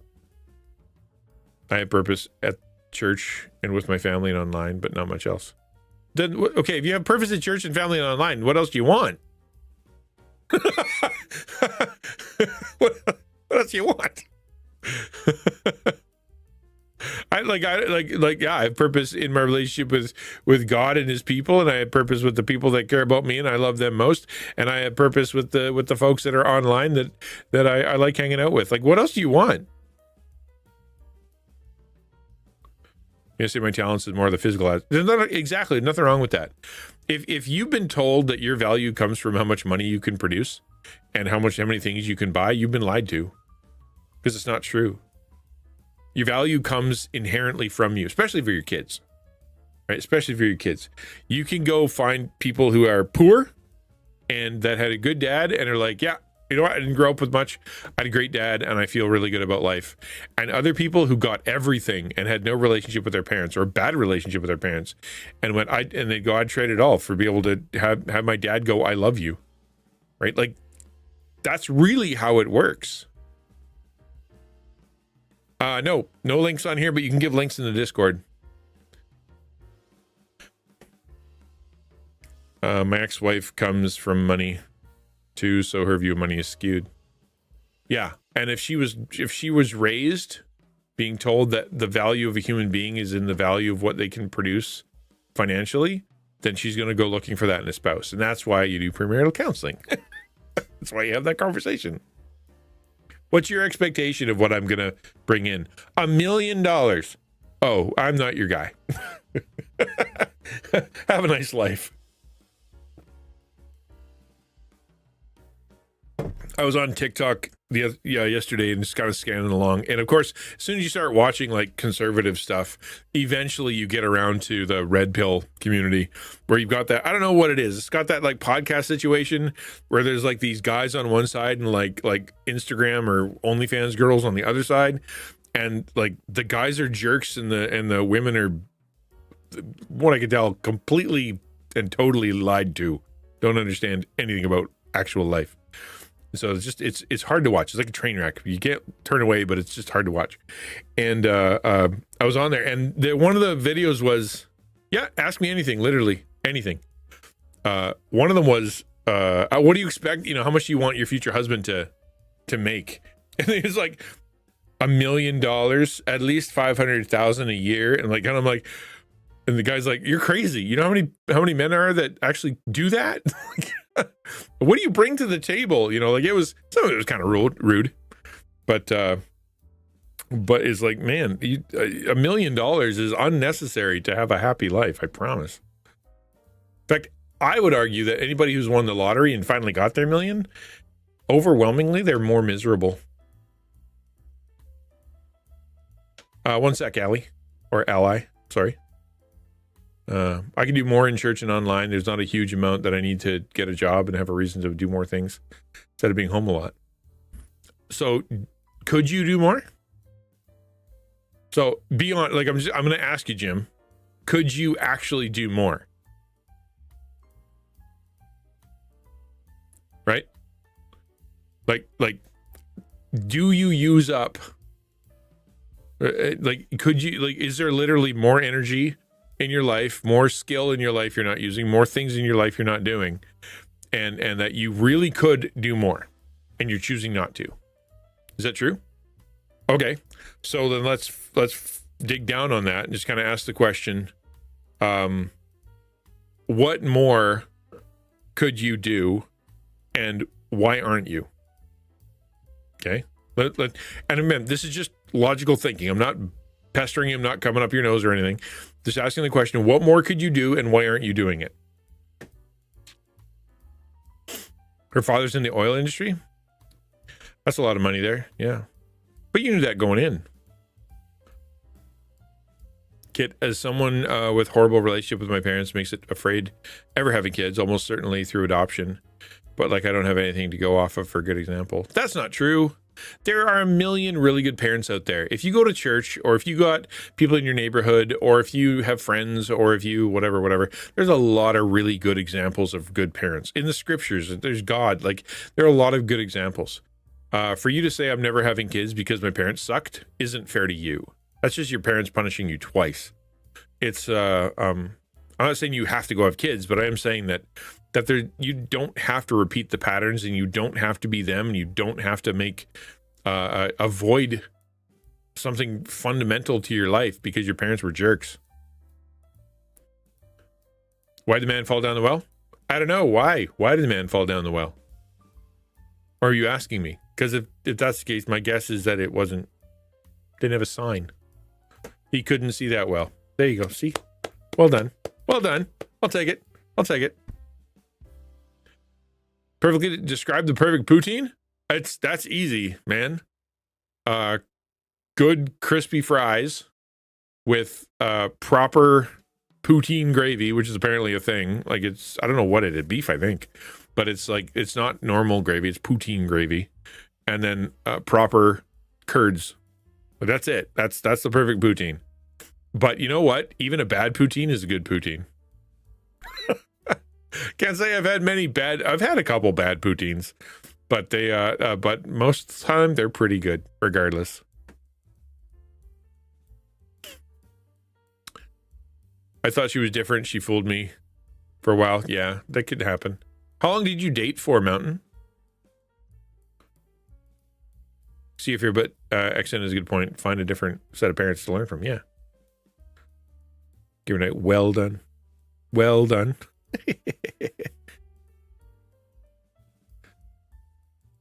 It's fair, but at the same time, it's not like I have a personal lived experience of what that looks like, you know. I don't know. You're a Christian, Kit. Okay, right? So you know what it's like to be forgiven, and you know what it's like to be encouraged. You know what it's like to be held to a high standard. You know what it's like to be given grace. You know what it's like to be provided for. Oh, you're not a Christian. Okay, well, never mind. Never mind. Well, you want to know those feelings, become a Christian. How about that? Good.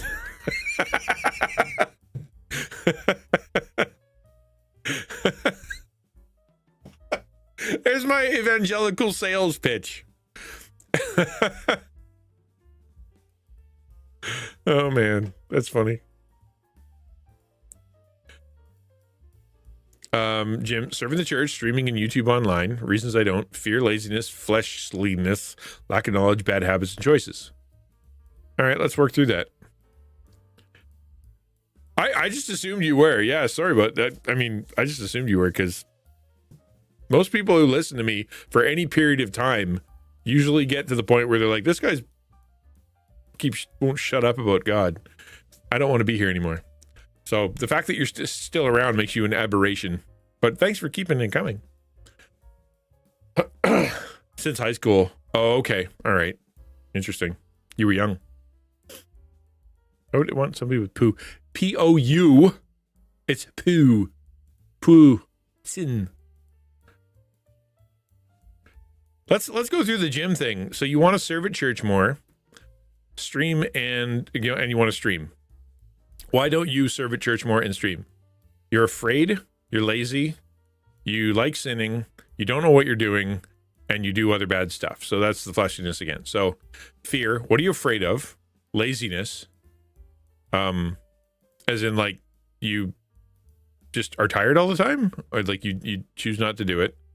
You like sinning instead, and you don't know how to do it. Well, we can fix the don't know how to do it. I've got a class and a book, and we can talk about that. The fear thing, are you afraid of your church or afraid of streaming? Right? If they're your church and you love them and they love you, don't need to be afraid of them. And streaming, like, you just go on streaming, and unless you expect it to pop off immediately, nobody's going to be watching you anyway. That's just how it works, okay? Not you. It's just, that's how it works. And then, but the sin thing, sin and laziness, yeah, the same thing.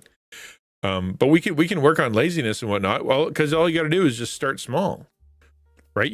So you walk up to your pastor and be like, hey, can I do one small job? Like, I want to do one more thing for the church to help out. And can I do something? And then they go, sure. What are you good at? What do you want to do? And you can go, well, I'm good at this. Like, I can do email, I can do computers, I can call people or whatever. And then you got one more thing. And then when it comes to the streaming thing, you could just, you're on your computer anyway, right? I know it's not easy. Believe me. I know it's not easy. A prison of your own consequences I can't escape. That sucks, man. I kind of feel you. I've been in a place where I get it. Like you're like, man, I don't like where I am, and I don't like who I am, and I don't like what I'm doing. I wish I could get out of it, but can't. I feel that, but I can say that if you want out, that you're part of a community right now that can help. Like if you really want out and you want to add one more thing and start streaming, or add one more thing and kind of build a bit more into your life, you're part of a community that can help. We have accountability structures on Taco. We have a class. We have teaching. We have other creators. We have other Christians. We got lots that we can help you with. And we're and we think that, I personally think that you can do, you just choose what you want to do and we can help you do it. The question is, do you want to? Like, right? No, but I know a lot about it, and I did go to the Catholic school. Yeah. What did Kit say? The whole thing. Like, I will never say there is or isn't a God or a spiritual world. I don't think there is any way to prove or disprove it. Instead, I just live striving to be the best person I can be. And part of that, understanding others and knowing people have different beliefs that mean a lot to them. And hey, hopefully you're right about it. That would be a great thing to be right about. Yeah. Well, there's a bunch I could say to that. I guess the first part, sort of the whole thing, I'll never say there is or isn't, and then I hope you're right kind of thing, is it is important to know, like, to conclude on it. You should seek a conclusion.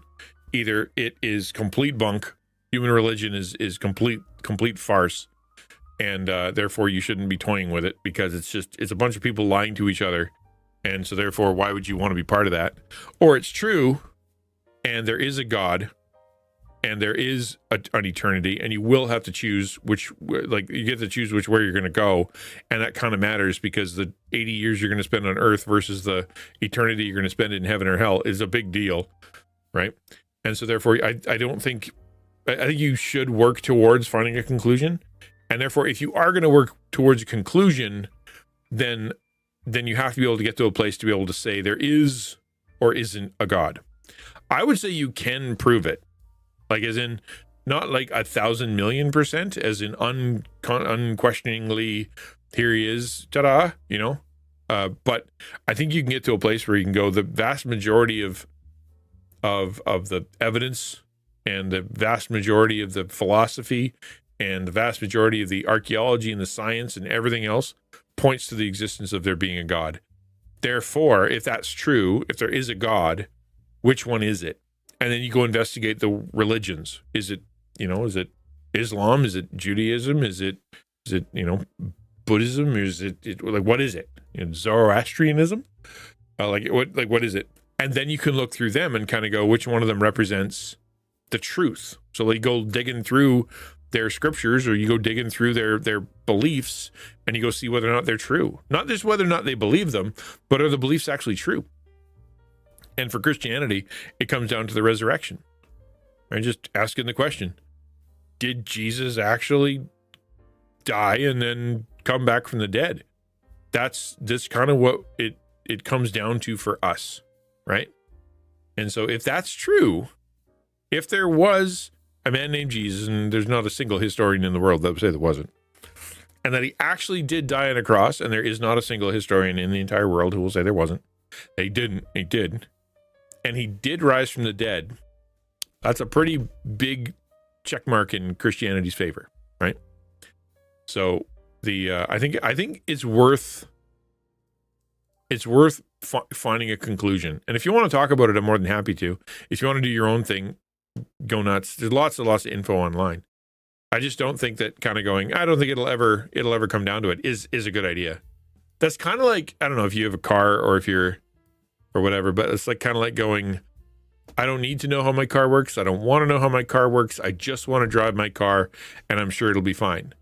And not realizing that, like when the lights come on, or the oil change, or needing new tires, or any of that kind of stuff is going to affect you, because it will. When your tires pop, or you slide off the road, or your engine seizes because it doesn't have any oil left, or things are broken. Like you can't just simply go, I never saw that coming. All it was just kind of put the blinders on and hope for the best, which is not a good way to live with a car. It's also not a good way to live with your soul, right? Does that make sense? I don't mean to preach at you, but I just think that it's worth looking into.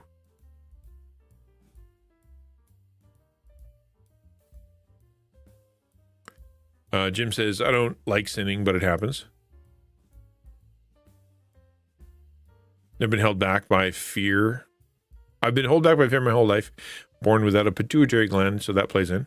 Want to, but I'm scared for some stupid reason. Romans all over again. I want to do it, but don't hate it. God is progressing me. I just want it to go faster. Good. Yeah, there you go. I mean, one step forward is better than nothing, right? The flesh wants to be both victim and in control. Agreed. It's, I don't know, man. And I don't know where you are. I don't know you well enough to be able to, say anything. All I can say is it sounds like you want to. It sounds like God is working towards something and that you're waiting for a breakthrough.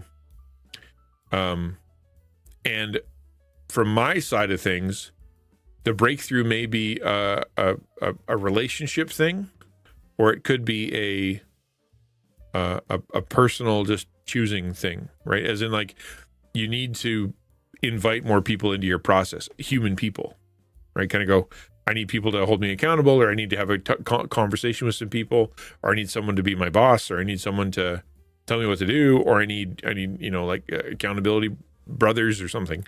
You need to invite people, or you need to decide to, kind of crap or get off the pot at kind of go, okay, God is already prompting me. God is already telling me. God has already told me what to go to. And he's already given me all the equipment to do it.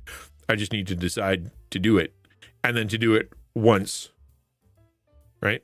Not like, I'm going to commit this to the rest of my life. I will stream every Friday for the rest of history. Just kind of go, no, I'm going to sit down and do it once, right?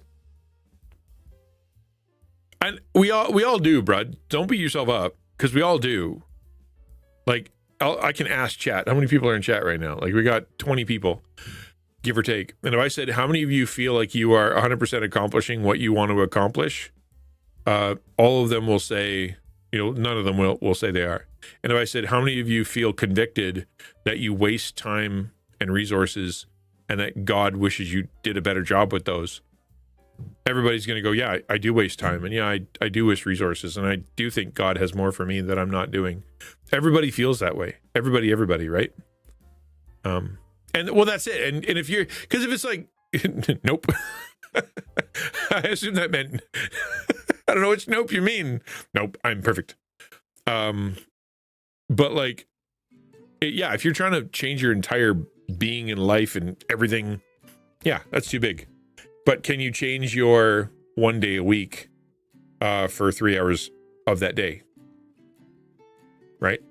Like, let's just take the 144 hours of the week. Can you change 3 of them? What percentage is that? Like 0.02%, right?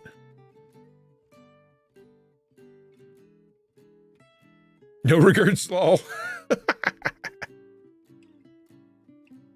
Yeah, and everybody does. We all feel like we could do more.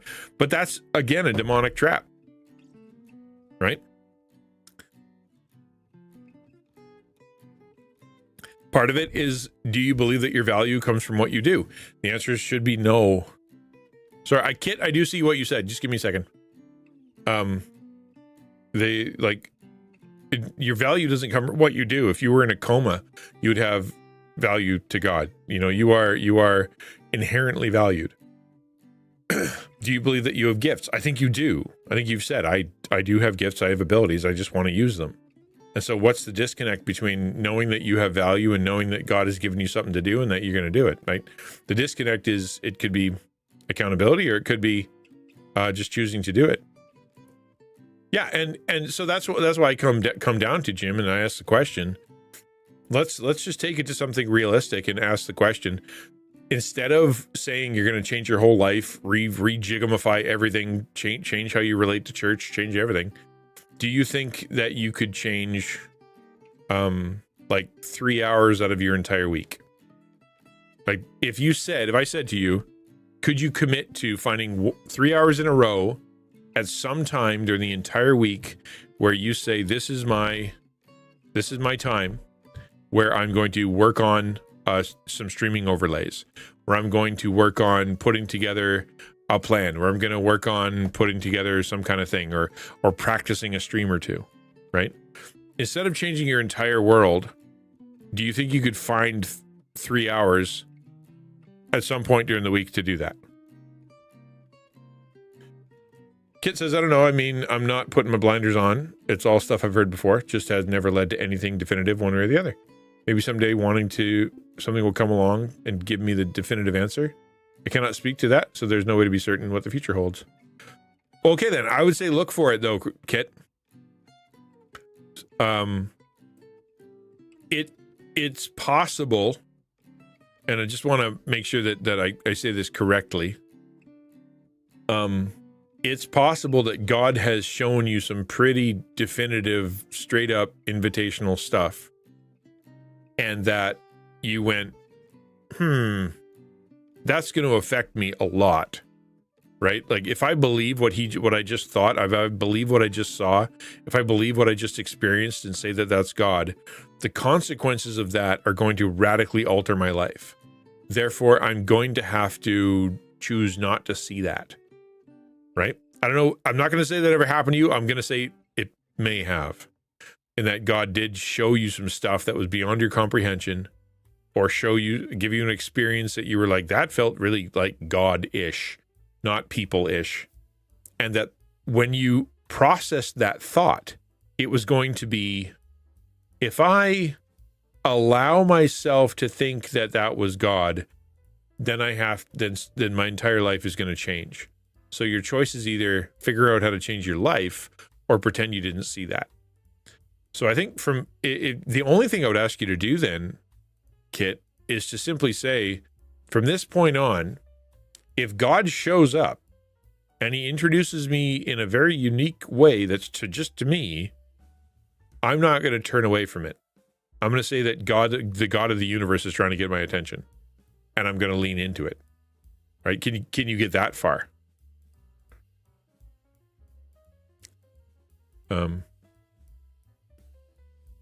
Yes, I believe it. I don't. My confidence in myself is kind of poo as my motivation. Okay. So you think yes, you could do 3 hours. Okay. So Jim, do you believe that there's someone out there that you can trust? Do you have someone in your life that you trust, that you believe is on your side, an actual human being? That's my next question.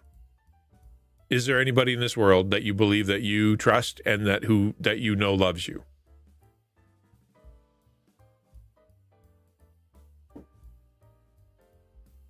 Yes, you do. And you believe that they're on your side. They're on your side. Okay. Then what I want you to do is I want you to call the person that loves you and that you believe is on your side and tell them that you're going to try to change 3 hours out of your week, right? And so that on Sunday evening or Saturday evening or whatever you guys decide, you want them to call you or text you and ask you the question, how did you do? Or whenever your date is, right? Whenever the time you decide it is. I just assumed it was going to be Sunday, but it doesn't have to be. But like the time that you decide you're going to do it, say Friday evening or Saturday evening or Sunday evening, that you ask them to text you or call you and say, could you please, put it in your calendar, set an alarm, do something that at that moment, if you love me and you care for me and you want the best for me, that you'll just send me a text and say, hey, it's time for you to do the thing, and then shoot you some motivation. Do you think you could do that?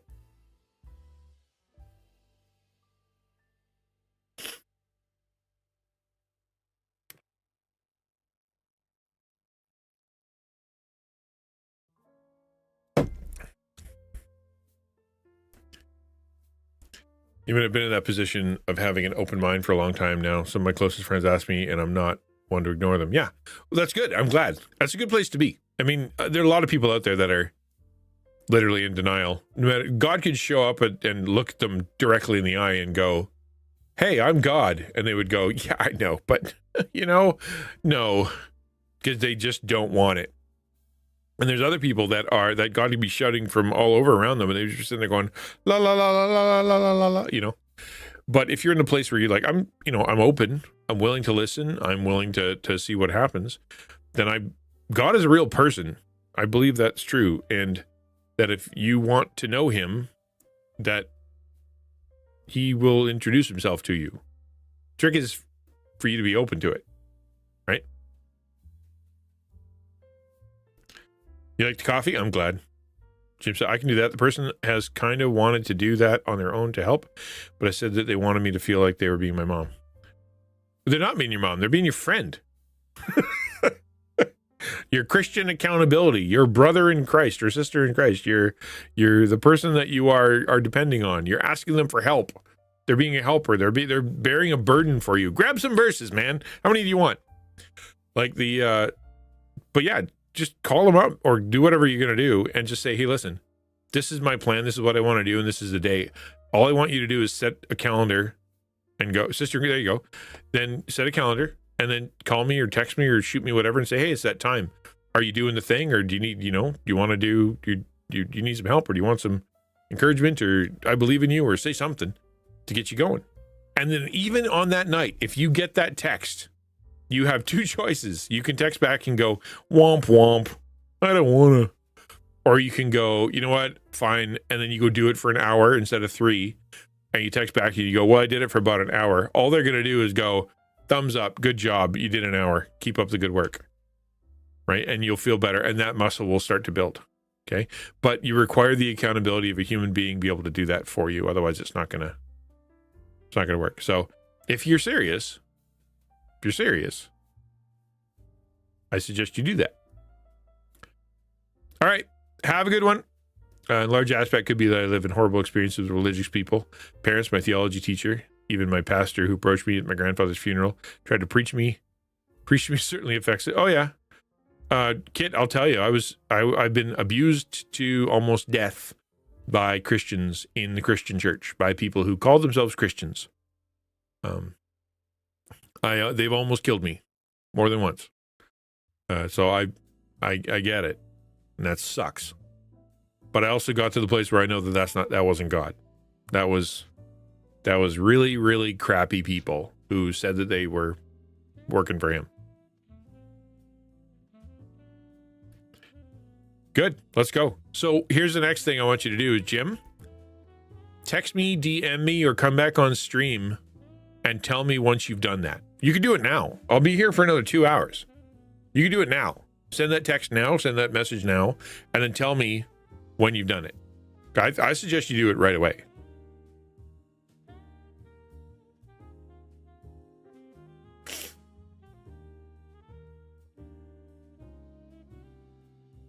In every community, there's a horrible individuals and at least a bad impression. Till you meet the good ones. Yeah, meet the God ones. There you go. Yeah. There's a good typo. But you're right. And it's always the squeakiest, jerkiest, loudest jerks who stick out the most. The humble, loving people who are going to take care of you, that they don't stand up and shout from the rooftops but there are a lot more of them. Work up the nerve. Aren't they your friend? Aren't they someone who loves you and cares for you? You don't have to be afraid of them. You don't have to be afraid of them. They love you. They care about you. They want the best for you. There's nothing in this interaction that could go sideways.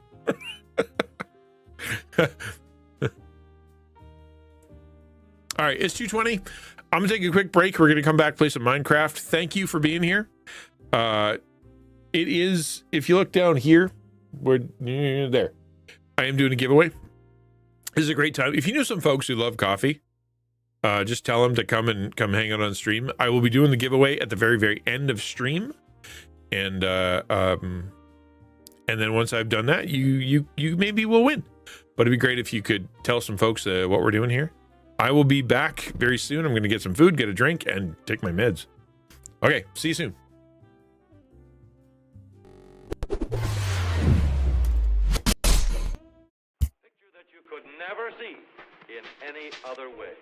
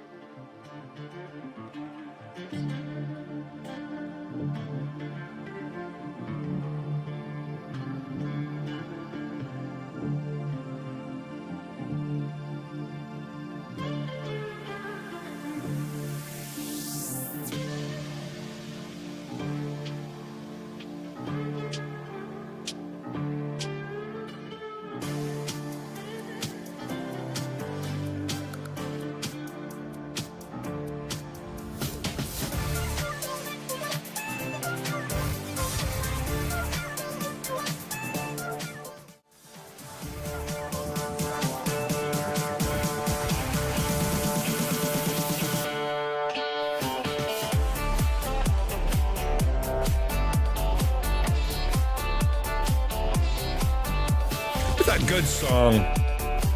I know we hear it every day. It's good every day, though. Come on. Forgot to take my meds. Jeepers.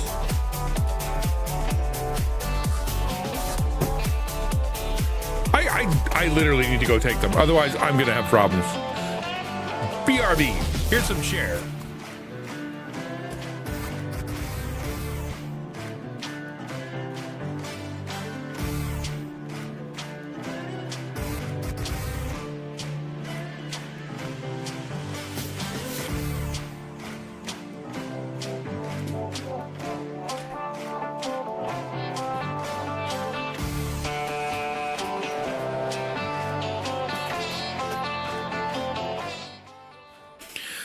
My bad.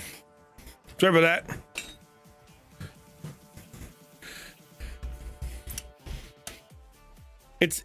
The mid I take is because of brainular attitudinal stuff, but it's not the kind that if you don't take it, you're all screwed up. It's super good because I don't have to do that. That's not a problem. But it is it's one of those ones that if it works better if you take it properly. Like all meds.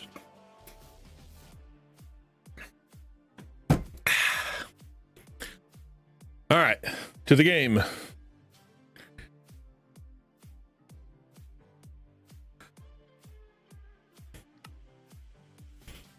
His sass. I can't. Yeah, the problem is I'll get extremely sassy. You guys will be assassinated. But if I'm an ass and I'm being sassy, would that be assassinated? Hard to say. Yes, I like to use science around here.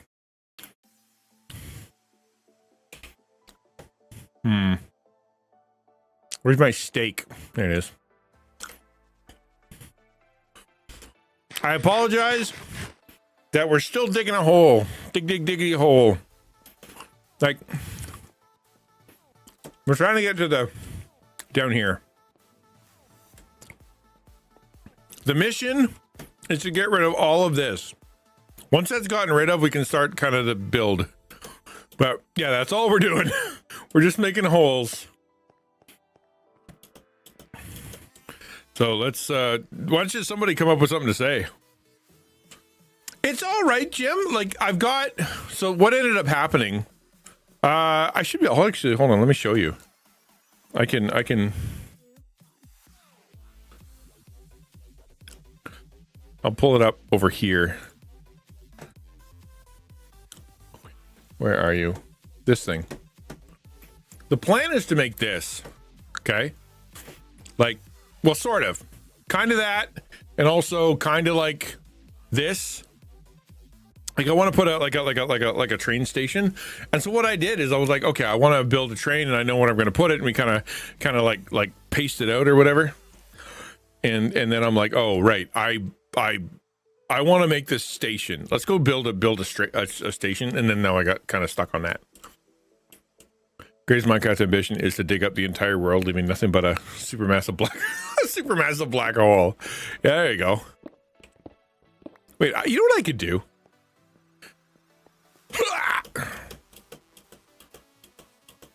I could actually. Oh. I could put some haste on this bad boy. There's no reason I not haste. What do they call that? Super speed. The digging. You know, the dig hole? Make it digger faster? I have the ability to do that. It is looking good, though. Like, I don't know if you've been around, but I've got, like, a really nice little build going on over here. Like, it all looks very cool. Like, I've got really cool stuff going on. It's just that I want a train station over there. And so what we're going to do is we're going to buy a book from the shop. Did you hear that?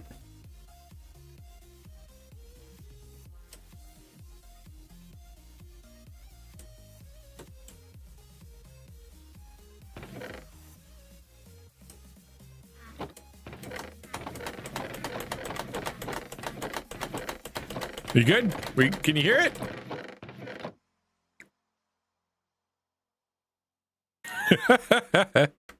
If it's too quiet, I can turn it up. But all right, let's go to the shop and get ourselves a book called Speedy Quick Thingies. Death book, is that you? Harder. I want it all. I want it all, and I want it now. Impaling, Frostwalker, Fortune. Fortune? No, I don't want Fortune yet. I just need speed, man. Looting? Nope, still don't want that. Multi. I should put mending. I'll get that. Bye. And then sharpness? That's not it. That's sword. Punch, protection, sweeping edge, thorns, unbreaking. What isn't it called? What's it called? Cease the cacophonous lid flapping. I'm sorry. Samus made me do it. Efficiency 5. There it is. There it is. Okay. We'll put it on there. Right click. In here. And I'll put mending. What? It's not, it's not repair. What? No. Trying to mine faster? Yes, I'm trying to mine faster.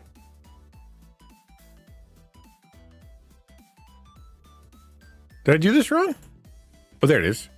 Yeah, chat. Oh, there you go. Okay, efficiency 5. Boom. Got it.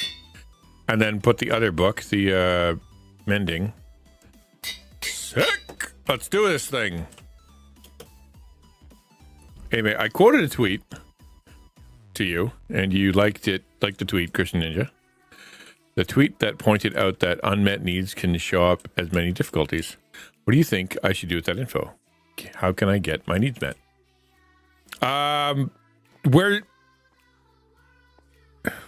Where is that I can make sure that I read it properly? Oh, I'm in the wrong song. That's better. Where is it on Twitter? No. That's better. Like, was it above or is it on like, where's the actual, you know, like here? Oh, no, I don't. Is it on Twitter? Is it like just where do I go see it? So I to make sure that I'm whoops, almost fell down a hole. It's not okay. Hold on, I'll go look at it. Then I'll have something I can actually say. Okay, and then if you tag me, whoa, then I should be able to see it. Click.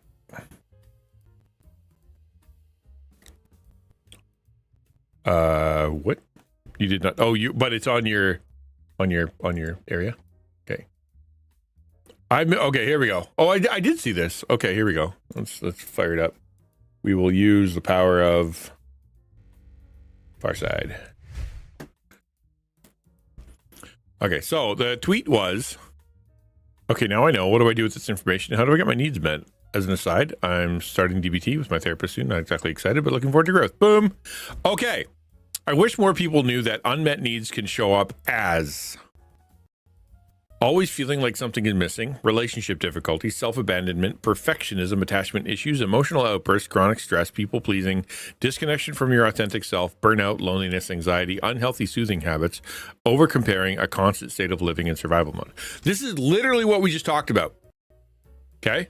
This is literally what we just talked about.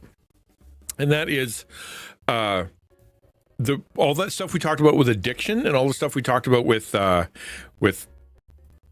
like the gambling and all the rest of that. The whole conversation was basically, what are you, oh, you missed it. Okay. So what are you missing in your life that you're trying to fulfill using that drug or using that bad habit or using that sin or using that addiction? It's like, because, Mountain was saying, like he addicted to gambling. Like, okay, what were you trying to fulfill? Well, my wife told me that my only value was in how much I can provide for the family. So the only way I could get love, the only way I could feel as though I was a good dad, a good husband, is by fulfilling the financial needs. But my job wasn't providing for it. So I felt like I needed to risk my relationship, risk my future, risk everything so I could finally get the love of my wife and feel like a person who has value in her eyes. In the same way that someone who is addicted to pot is like, I'm not addicted to pot. I just don't like feeling feelings. And so therefore, because I'm always anxious, or I don't feel like I'm in the right spot, or I feel like nobody cares about me, et cetera, I'm getting rid of those feelings with pot or alcohol. I feel a sense of anxiety, or I feel depressed, I feel sad. So I'm going to use alcohol. Whatever it is, it's never the booze. It's never the money. It's never the workaholicism. What it is there's something that's going on inside of you or something not going on, or something you're not getting, unmet needs that you are either masking with drugs or seeking to find.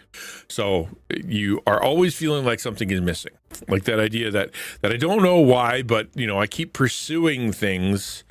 I try this and I try this and I try this and I try this and I try that, and I join this group and I stop with this group, and I go and I try this friend, and then I go and I try to find a new hobby, and I just feel like something's off, right?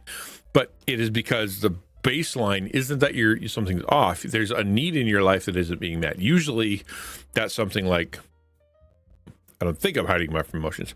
Well, you probably, that's the thing, right? It's hard to know, but basically it's like, I feel as though I need, or I deserve, need or deserve. Those are the two things. It's not always a good thing. I feel like I needed my father's love. I need to feel safe. I need to feel effective. I need to feel fruitful. I feel like I need someone to affirm me.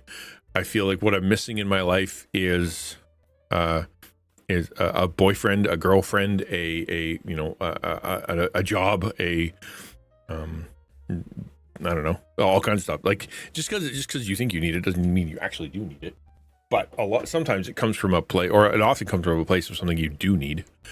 Right. Well, that's the thing. But if you don't feel it, you don't feel a sense of safety, or you feel like you're not accomplishing what you need to accomplish, or you feel like you're not intelligent or able to converse or able to have, it is. I mean, everybody wants to feel safe.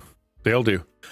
Like feel a sense of accomplishment. All that stuff is can show up, but you can be trying to fill that need or fill that void through relationship difficulties, right? So in other words, like for example, you are trying to put on your husband, girlfriend, mom, dad to fulfill a need in you that they can't possibly fill, right? So if say you have a really bad sense of self-worth.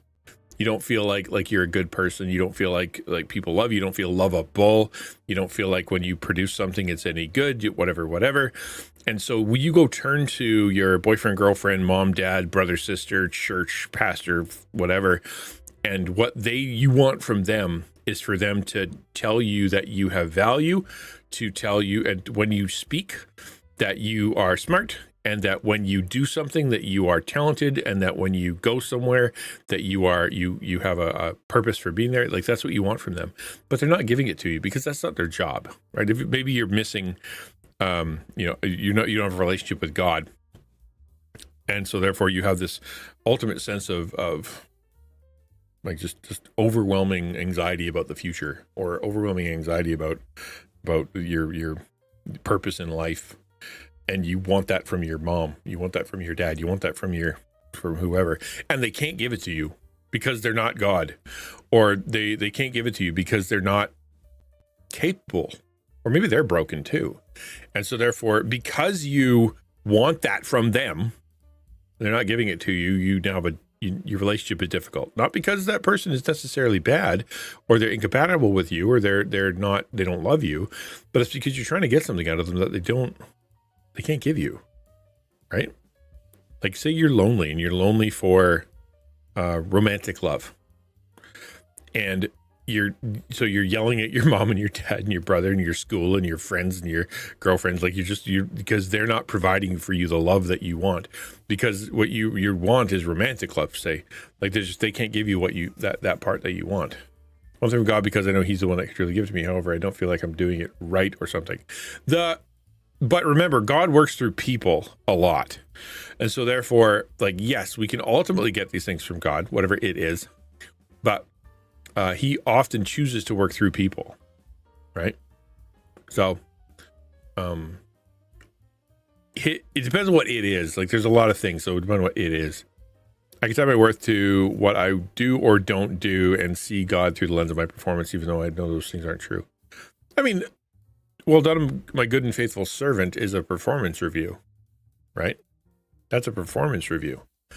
You are your sense of obedience, your sense of like what you do for God, with God, through God, because of God, with your gifts, like the parable of the talents is what you do with what God has given you.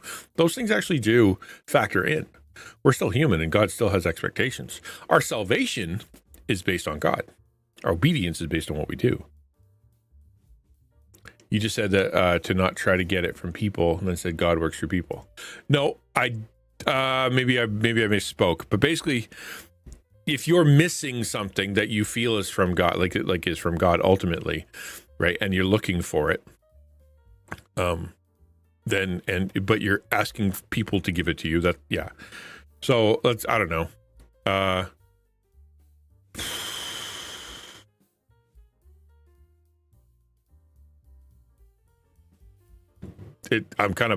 blanking on, like,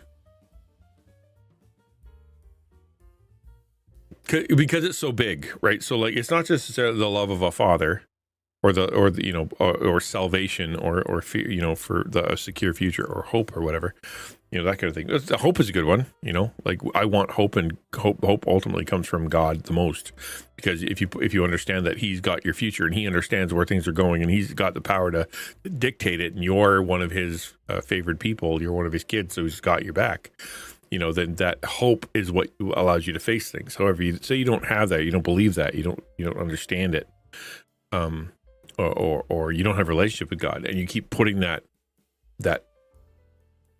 need for ultimate hope upon a human being, they can never find that. And so that's why your relationship difficulties are there, right? I don't know what self-abandonment is. What is self-abandonment?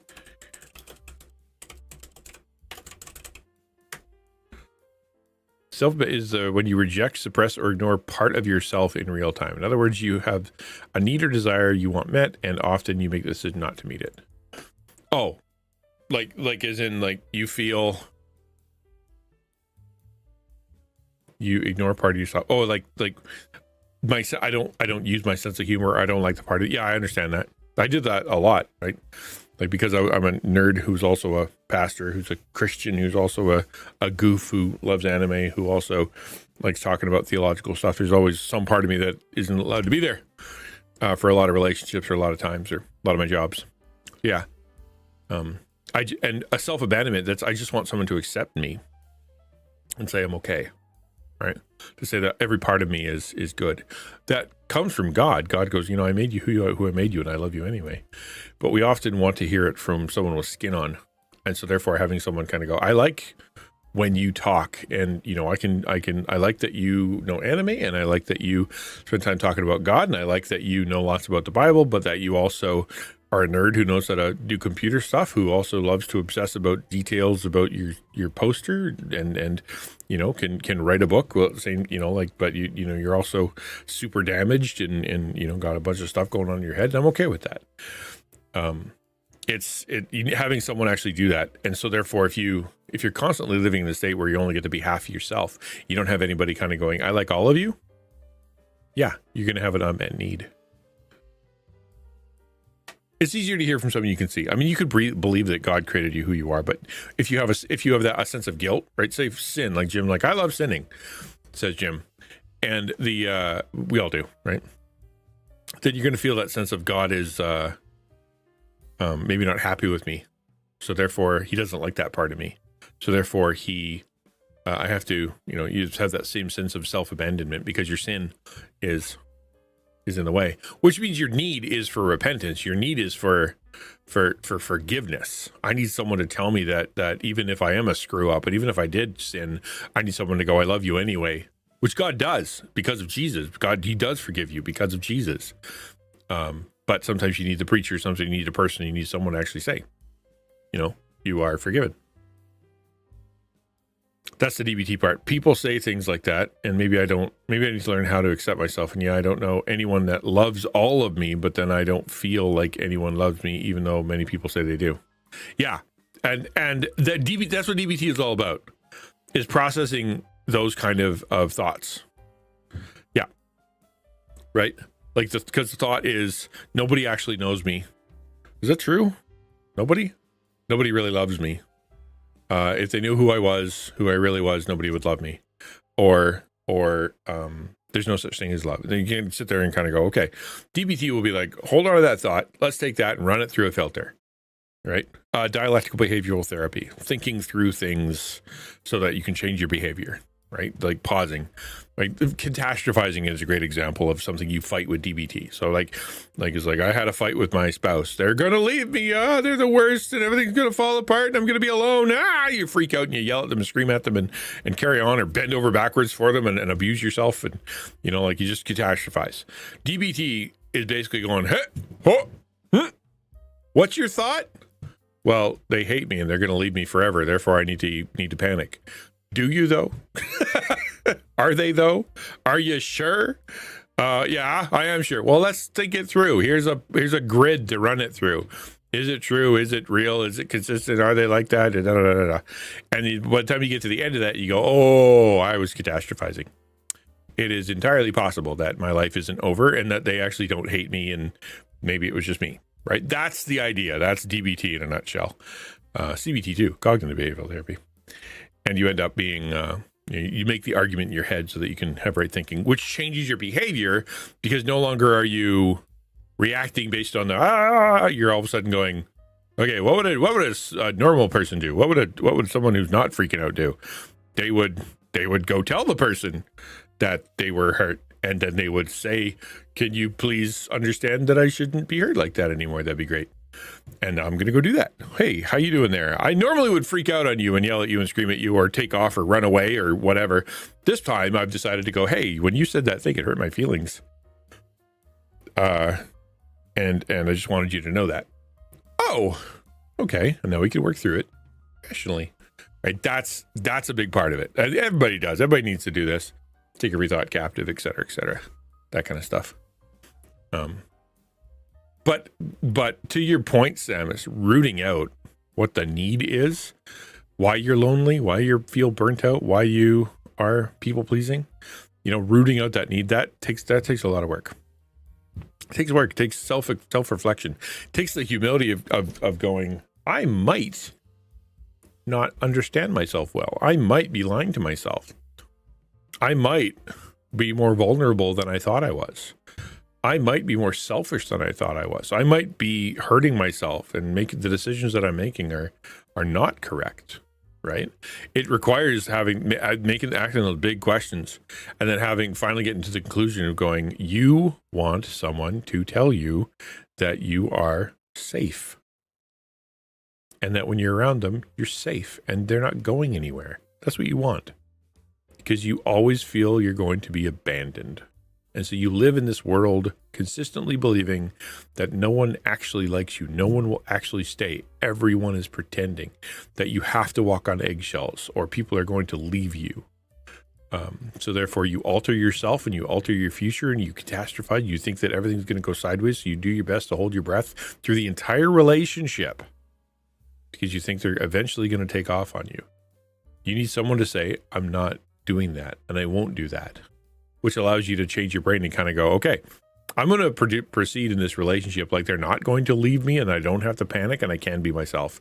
And we'll see how that goes, right? That's hard. It's hard to get to the place to figure out where that came from or where that comes from because there's probably hundreds of them.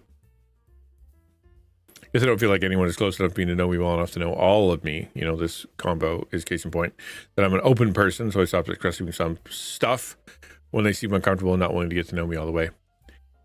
Well, and the question is, you know, and like not to over psychologicalize, but like, are they uncomfortable, or are you projecting that uncomfortability on them? Right? Or if they are uncomfortable, is your assumption that because they're uncomfortable, you should not continue? That you have a responsibility to not make people feel uncomfortable? Or that in their discomfort isn't a growing mechanism by which they are able to grow it to you in a deeper level, and that you together can move through that discomfort to a deeper level of relationship, but you keep pulling the chute and you refuse to push past that barrier because you're afraid that in their discomfort, they're either going to leave, or they're going to insult you, or they're going to do something. So as soon as you sense that, whether you're applying whether it's there or not, you're making it happen, you think it's happening, or it's actually happening, and you pump the brakes every time, and then you say, well, nobody ever really understands me. Well, because when you get to the point where they're starting to understand you, you project on them that they're too uncomfortable to understand you, and you stop. Or when you start sharing the more uncomfortable parts of your life, and they get uncomfortable, you stop, not trusting them enough to be able to handle it, not trusting them enough to be able to actually walk with that and be able to come out the other side and go, I love you anyway. You just choose in advance without ever having the conversation that's how it's going to go. And so you never get to the place of them understanding you the way you want them to. And you're the one that pulls the chute on their behalf, never giving them the ability to, or the opportunity to learn about you. Right? It's like what Anakin thought would become of him during the events of Revenge of the Sith. I've watched that movie a bunch of times. Can you dig down on that and say what you mean? I know that Japan is making chimeras, human hybrids, for medical benefits. That doesn't surprise me. I thought it would be China, but yeah. No surprise there.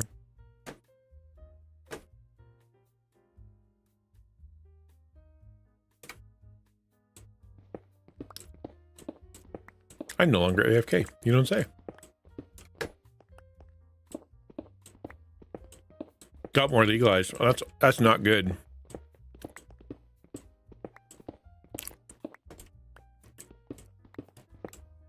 That's not good. That's not only immoral, but incredibly dangerous.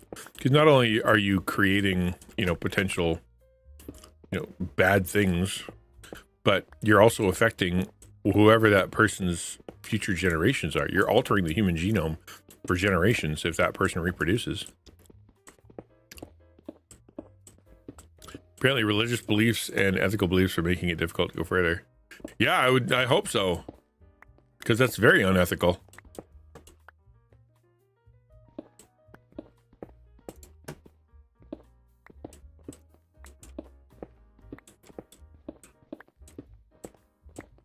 Like the ends do not justify the means. Like, oh, we might be able to cure cancer. Like, well, yeah, but you also may completely decimate an entirely important part of the human genome that you didn't even recognize you were doing. I didn't realize that there was a jungle over there.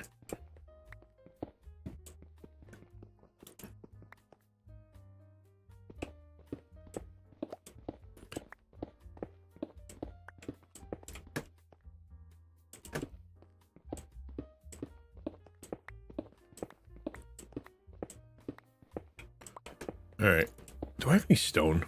I don't. I was going to fill that hole that I accidentally made, but we can figure that out later. Right now, we're just going to dig a big wall. I don't even know what I'm doing. To be honest, like, I don't have much of a plan. Did you know that Biden, when running for president 4 years ago, promised a cure for cancer? He promised a cure for cancer. Bold of him. He just him personally? With my presidential powers, I'll make cancer illegal. You've been given a bunch of land to claim. I did. I used it all up, man. I've claimed everything all the way up to my rail station. I have more money? 38,000 bucks. I do not have more money. I was given 100. I spent it all. Or I've been spending it, I should say. I didn't spend it all. I'm spending it. It was great because super helpful.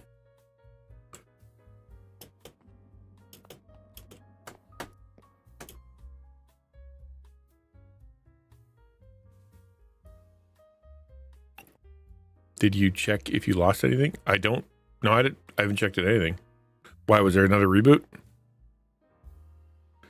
What are the bid amount? Hit exclamation point Minecraft.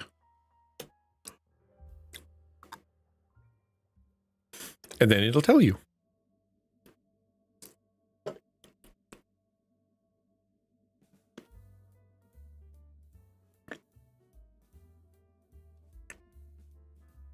Me out.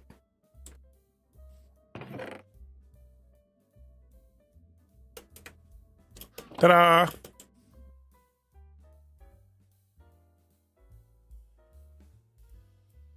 Well, joke's on you. What up, Agape? Good to see you. Joke's on you. I have a landmark, so I know where I am. Last time I got teleported, it was to a place with 0 landmarks, man.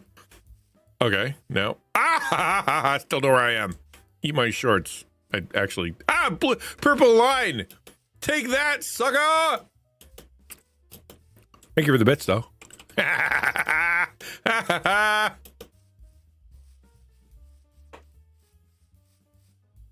got so lost last time that happened. Ukulele did it to me.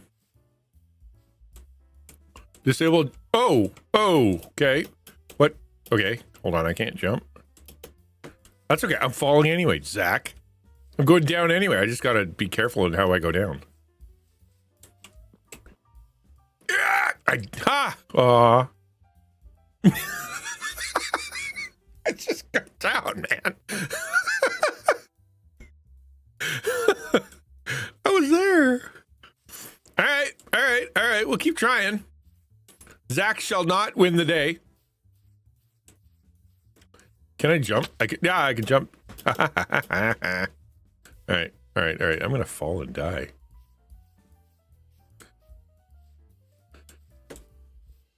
There. I'm back. Thank you for the bits, Zach. That was awesome.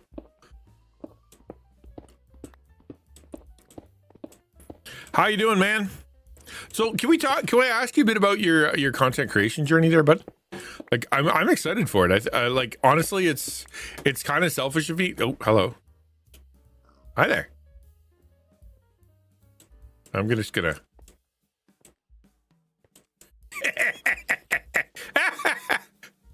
On a spider, no less. The pigs are. Oh, that's what you did. Oh, lovely. You made a cave spider. Get Zach. No, get off here. No, bad pig. Is there a cave spider in there?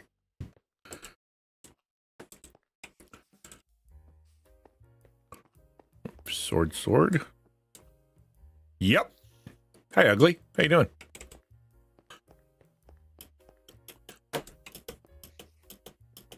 Cave spiders are scary. You can stay here. Maybe the cave spider will eat you. Oh, hello. Whoa! Okay. That was convenient. I had that before and that killed me, man. That killed me. It's funny. You were being thwarted. Thwarted, I say. Feels like I'm watching a Java Minecraft lagging session. It's true. And actually, this server is very good with lag. Or as in, like, there isn't much. Because they've done a bunch of stuff to make sure that it doesn't happen. That was so funny. You shot me super high and I was right next to a cliff. That makes me so happy. That's so funny. Hoe. I'm smacking around with a hoe. Sigh, they have a cave spider. Lord of the Rings quotes. Are the best. By the way, Zach. Zach the pig. I saw somewhere that they said I think it was Mary and Pippin were having a conversation. Well, the actors were. And hello. Oh crap! On a cracker. Hello. Yeah, that's not cool. I will die. Get lost. There's 3 of them in a row too. See, this is what we did in order to deal with the lag situation. Is they? Oh, I'm gonna die.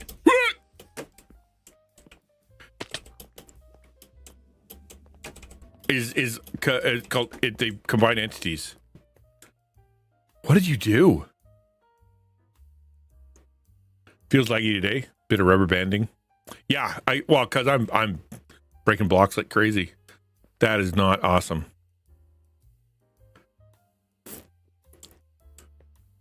Because if I kill him, like if I sneak up on that thing and I kill him, he's 3 of them. But he's fine. He's over there. I don't have to worry about him. I'm just going to leave him alone.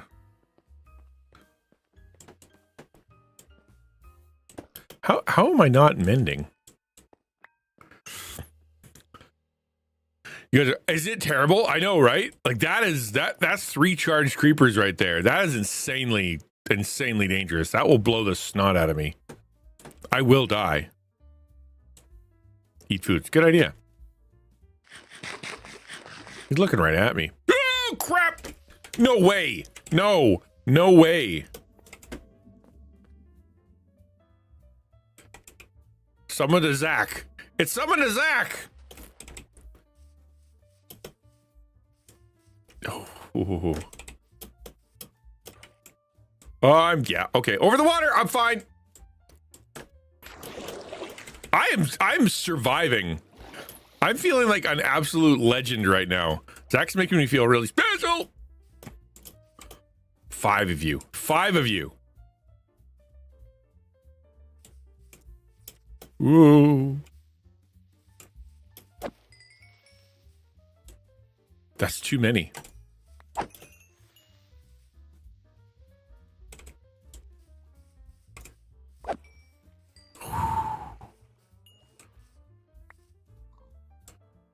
Leave me alone, creeper.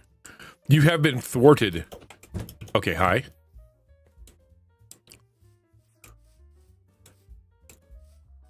Can you not blow up in the water? I kind of like that. Neener, neener, neener. Oh. That would have been inconvenient. Timing is everything.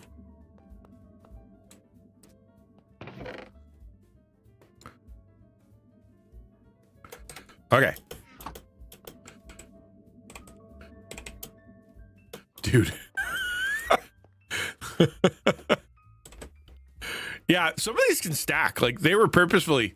Crap. Frickin' frick. No. It was that way. It was that way! It was... Jeepers, it's so fast.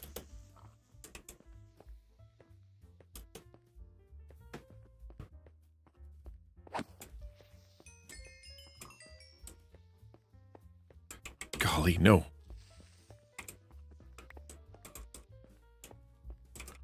Save me, Zach. Hello?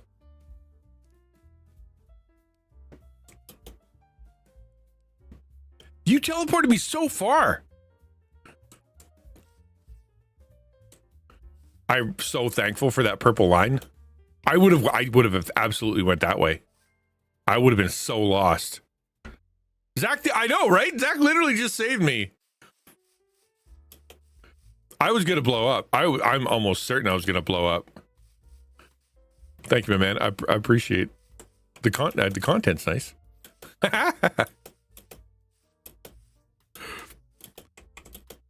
All right, that line is such a cheat. I know, it's such a cheat.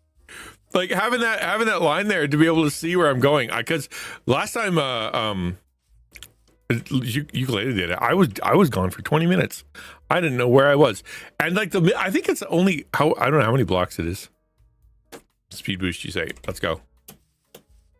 I love it when there's speed boost. It's so fun.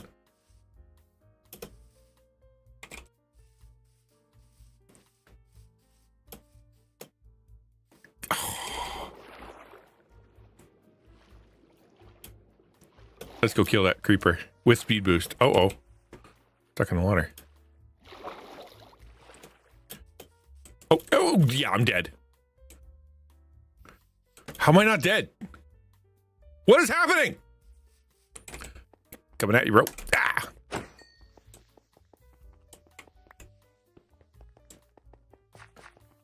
Zoom. Where's that cave spider? Okay, whoop. Jumping is bad. What is happening? Can I not jump anymore? Speed boost. Oh, I find it fun. Okay. Oh yeah, I'm too dead. No? What is that? There go. Okay. Why don't I have fall damage? Not that I'm complaining. Let me back over here.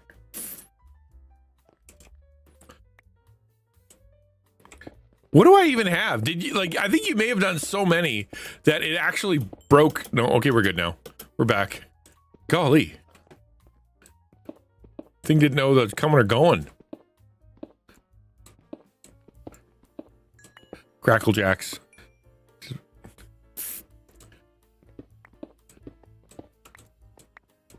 Trying to do what?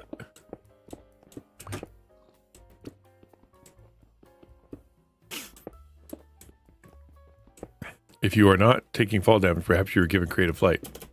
No. No, I would know if I... Hey, Star Blue Gamer, good to see you.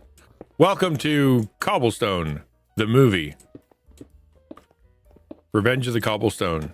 Attack of the Cobble. Speed boost would have happened while you were going down a cliff. Oh, if I didn't stop moving. Oh. But I'm not... See, I'm old. I've got a lot of Minecraft experience. He's like, Anakin had already hit his emotional limit. Yeah. He'd already lost his father figure in the form of Qui-Gon Jinn. Then a decade later... You know what, Zach? Then a decade later, he lost his biological mother. Yeah. Finally, he lost his young sister. And his Padawan in the form of Ahsoka Tano. And when he chose to live a Jedi Order after the Council betrayed him and the abandonment of her, now he's frightened that something... Yeah, he was full on paranoid. Yeah, she was the only one he had left. That's a very good point. Yeah. And you could... Like, Yoda didn't help. Like, Yoda was basically going, you really shouldn't, feel those feelings... that, like he said, like, if you're afraid of stuff, it's going to make you do bad things. And he wasn't wrong. Like, Yoda's advice of fear is the path of the dark side. So is, desire. He's right. If your desires or your fear gets out of control, you will, it's going to be a problem. Right? Server applied blindness effect to owl. Am I infecting people? Is Zacchitis actually causing problems for everybody? Right? So it's correct, but the way that he applied it, the way that Yoda applied it, was basically don't feel the feelings. Don't have those emotions. Avoid them altogether. Hey, Jim. And that's not the right advice. You should be thinking through those emotions. Why do you have them? What are you going to do with them? Right? I don't think his advice was correct, because it was don't feel those, don't make attachments, don't love people, don't have stuff, right? That's very it's singular thinking, and it's not good advice. What it should be, oh wow, you guys are on the wrong screen altogether. What it should have been was, here's how to process your feelings better. You have an illness now.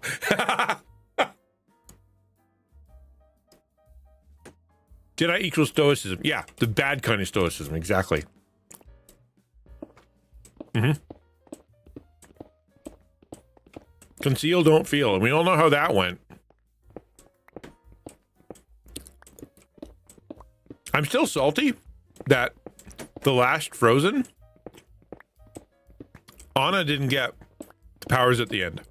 I think it was such a missed opportunity that they gave them to Elsa. Like, obviously, in my opinion, when they got to the end, Elsa was already special. Anna was someone who she didn't have like necessarily a special thing going. What she had was a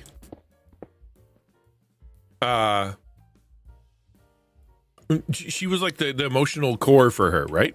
Which meant that, and the whole thing of her being like the chosen one at the end would have made so much more sense.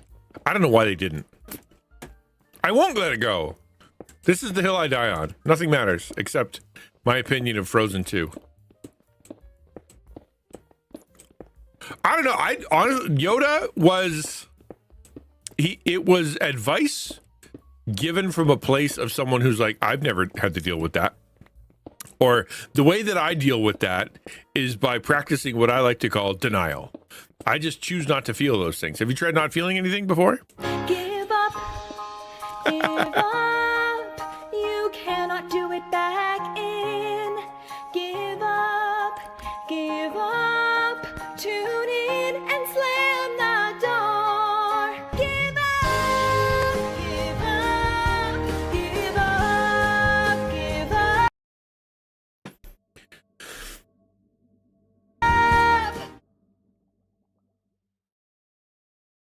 That was loud. Okay. The yeah.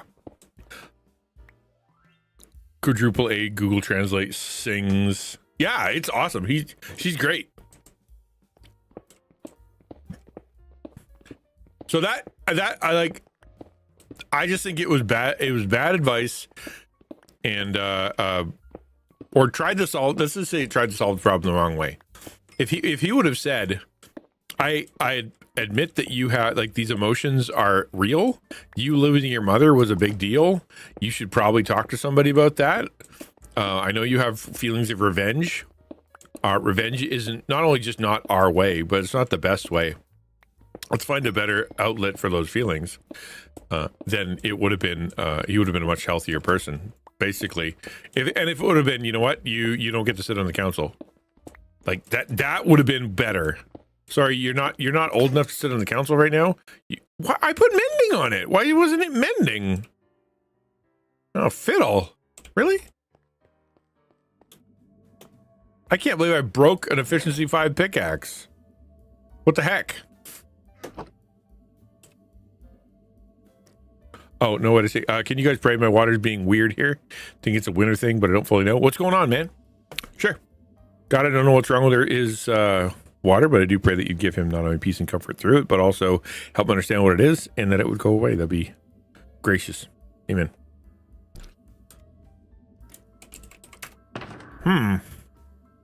Can I just get a tool? Is that a thing? Am I allowed to get a tool?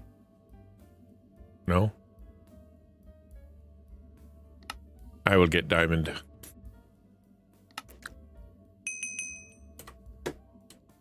Almost done anyway.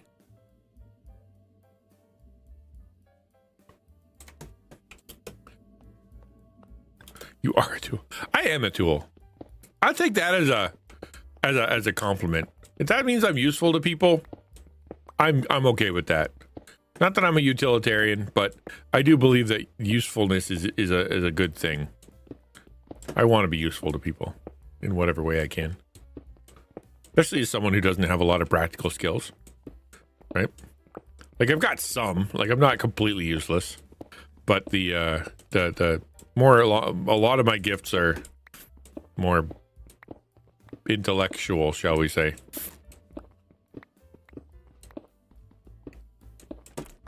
Yeah, don't forget to come to the taco party.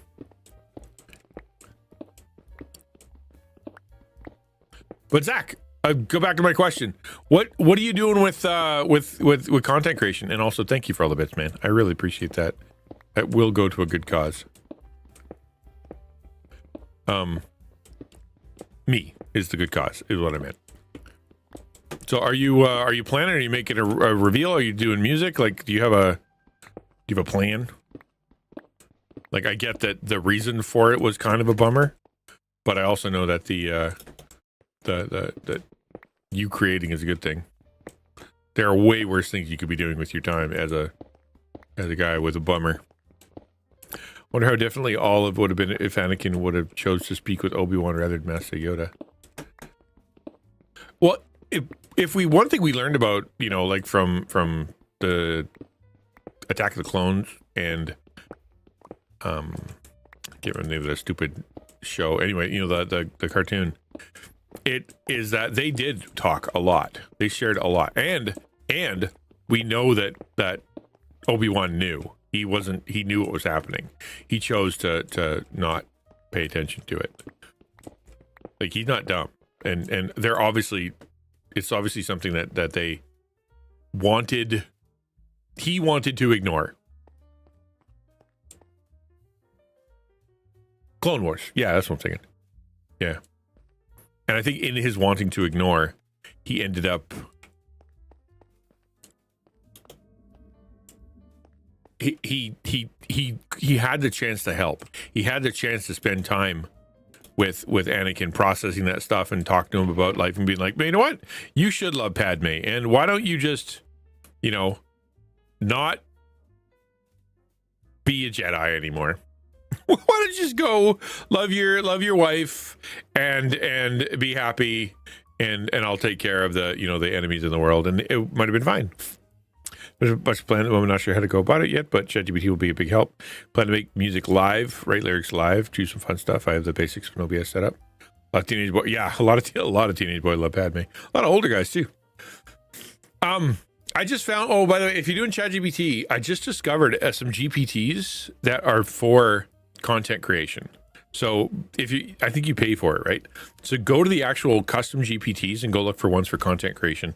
There's some decent ones on there that actually would do a better job than just straight up flat out GPT. Okay.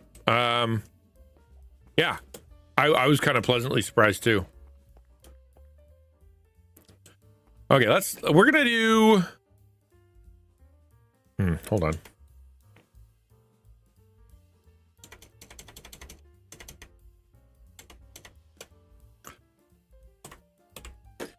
Where are we at here?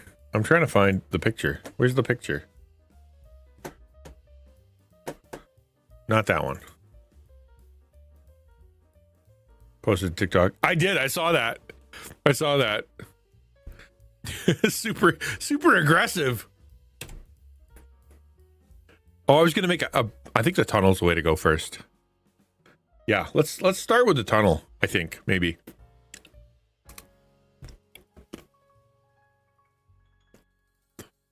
I don't know if we're gonna put Chubby O lesson on there, but let's do that. Let's start. Okay, let's do that. No. A normal tunnel. Yeah, on the side of the mountain. Obvious tunnel. Obvious tunnel. On the side of the mountain. Obvious tunnel. You have to put Chubby on it now. It was in the plans. I don't have a choice. Okay, so if I come in front, let's just we're gonna take down this thing now. Can we just take down this thing? I probably shouldn't have put it there. Want lightsaber chopsticks, anyone? Oh yes, I do, in fact.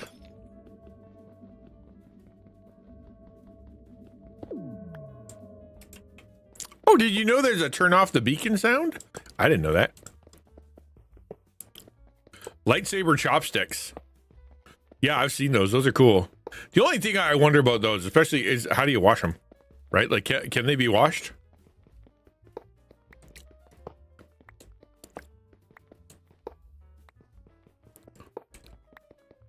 Hot water is gone, and when I turned on the hot water in the back of the bathroom, and Dad turned on cold water in the kitchen, the hot water only came out, but didn't get hot, but the pipes in the heater is on, and there's a leak.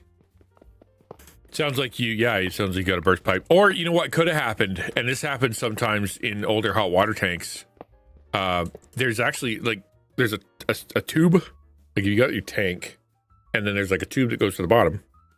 And that's where it sucks the hot water out of the bottom. And then as it comes down, you know, because you're always getting hot water. And then it's better rather than trying to suck it out the top. Obviously, that's not going to work. You got to suck it out the bottom.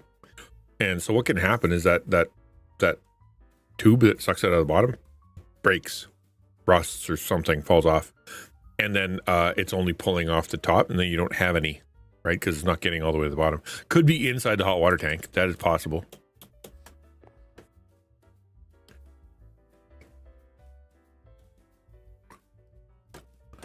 What 109 bits do? I hope it's not anything bad. I should know by now what 109 bits do. What? Hold on.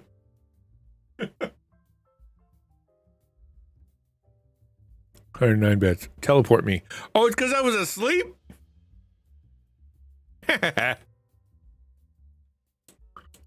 Pretty new? All right, well then, it's not that. Did I not get teleported? Hopefully you didn't get ripped off. Here, I'll go walk off and I'll come back. Close your eyes. Oh, that was so far. I'm finally back now. That was pretty good, Zach. That really was annoying. Don't tell Zach. Twice? Okay, no, you close your eyes. Yeah. How did that happen? Shouldn't have happened.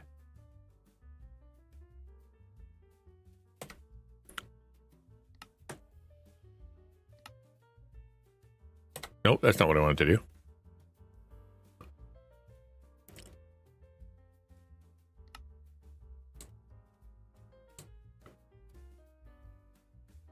Mods. Content creator. Config. Connections. Oh, stream elements is an error. Reconnect. Reconnect. And that happened. Well, the Twitch chat should have worked since it's above. Yeah, that should have worked. What happened?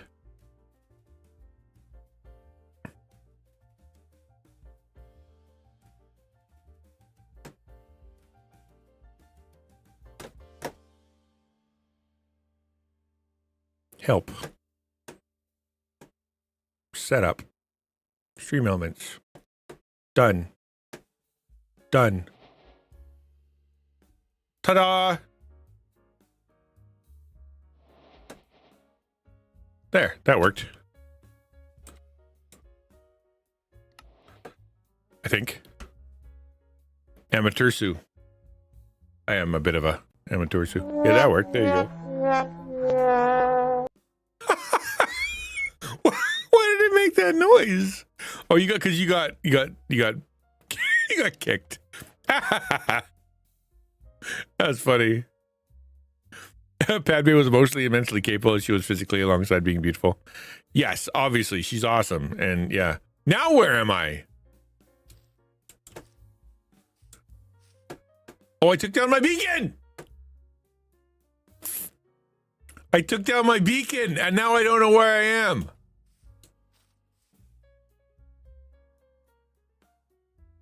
Yeah. Am I on the other side of the mountain now? Where am I? I'm on the other side. I got to the other side of the mountain. That actually helped because now at least I know where the other guy is. I can go over to Wholesome now. And I get home quicker. Okay. I'll just be over here now. What's a flip? What does 69 bits do? I can't even remember. No jump. Oh, that sucks. Yeah, I can't jump. Okay, I can only fall. That's inconvenient. Yeah. Ow. Okay, I wonder if I can...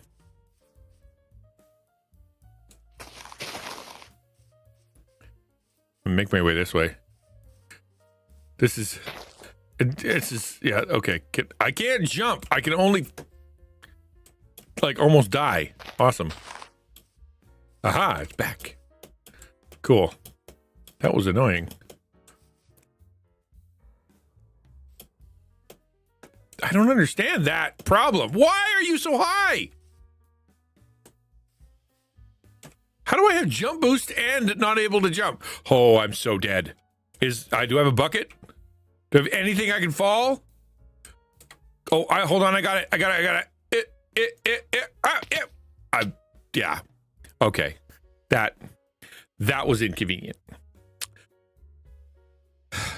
I wasn't fast enough to get my block. I was gonna block clutch, and I did not block clutch. That was a terrible clutch, by the way. That couldn't have been worse. Like I just demonstrated how terribly inept I am at Minecraft clutching. I'm gonna have to go back and get all my stuff now. I have so much stuff. That's what I do. We did it, chat. Oh wait, it's this way. I had to go all the way home. Take me where I need to go, Skull. Yes, lead the way to my corpse.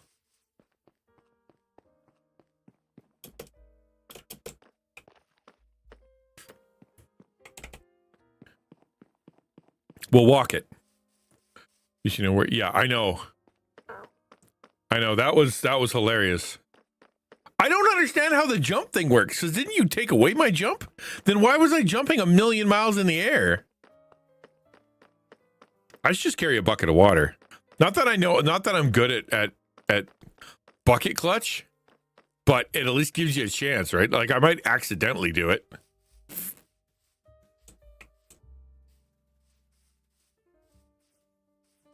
I think I was over there.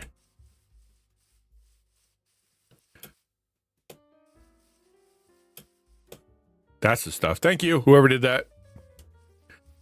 I'm way faster than that skull. It's got to be over here, right? Where? Yeah. Where to, boy?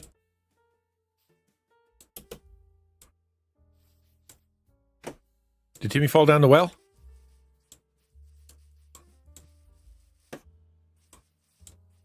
I don't think it was in this kind of forest.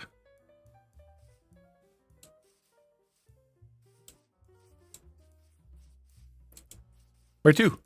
Take me. It's all going to despawn and I'm going to cry. Because I have like so much stuff. Over there? No way. Oh, wow. I was a long way away.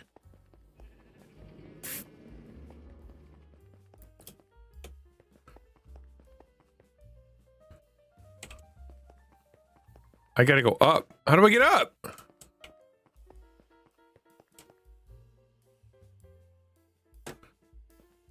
My son didn't put a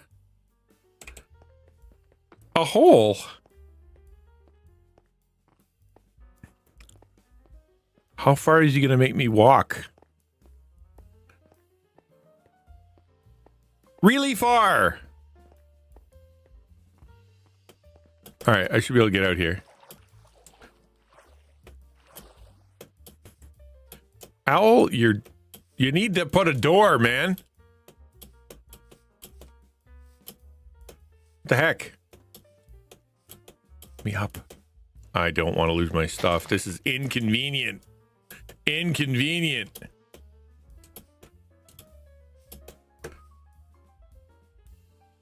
Okay. Can I get across there?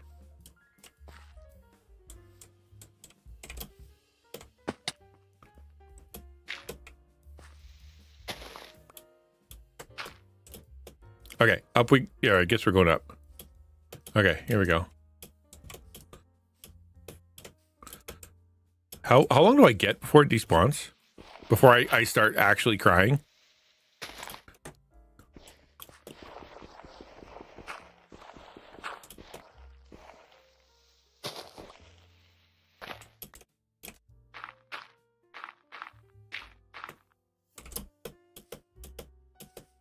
Okay, I'm getting close. This way, death. 130 meters. Okay. 119, 114. What a lovely little land you got here.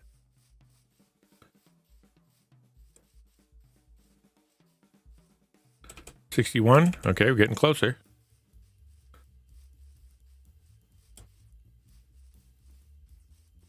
Where are we? My stuff! Gimme. Oh, it's so important that I get this stuff back.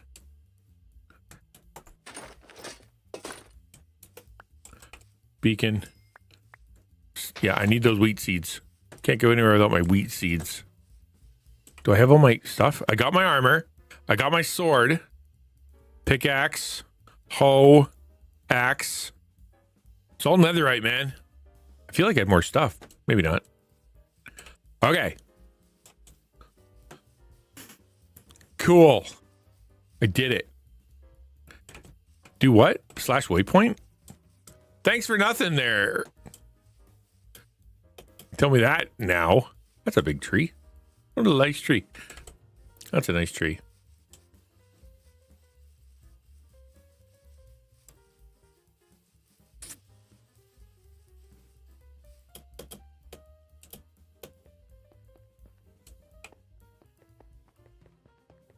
I'm moving in a hurry. Okay, here we go.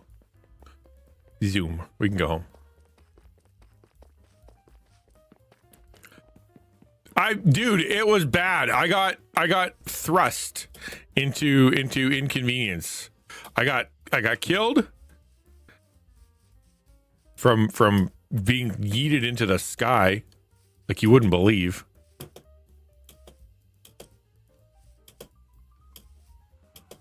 And then we're gonna go home, and then we can keep building. I have to actually. This should give me a little bit of a time to figure out what the heck I'm gonna do. Because meat. No wonder I can't run. Like,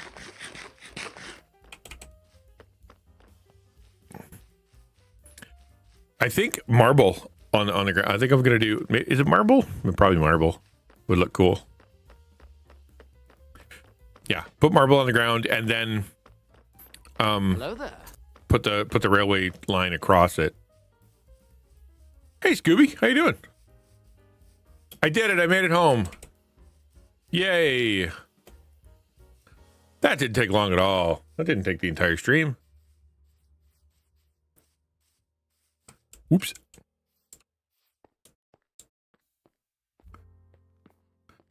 Did it even become nighttime? Did I make it in one whole day? If so, I feel like a hero. I had a redeem called Water Bucket Challenge. Launch me into the air and give you a water. Gave you a water bucket. See, that's convenient. I actually, there's a bit of an issue with this server in that if my inventory is full, it doesn't add the thing to the thing. Not doing good. Please pray the dentist appointment today because I'm going because I broke one of my front teeth. Oh no. Please pray that even if I can't get a denture for it, please pray for me to not be fearful for what people think. Just because the whole when I'm done talking is smiling. That sucks. And that's totally understandable, man. Yeah, the mental health thing. I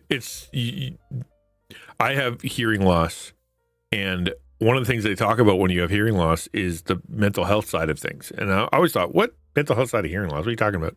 And basically, it's you get really tired of saying, "Huh? What? Can you repeat that? What? Sorry, not be able to hear the TV, making everything louder for everybody."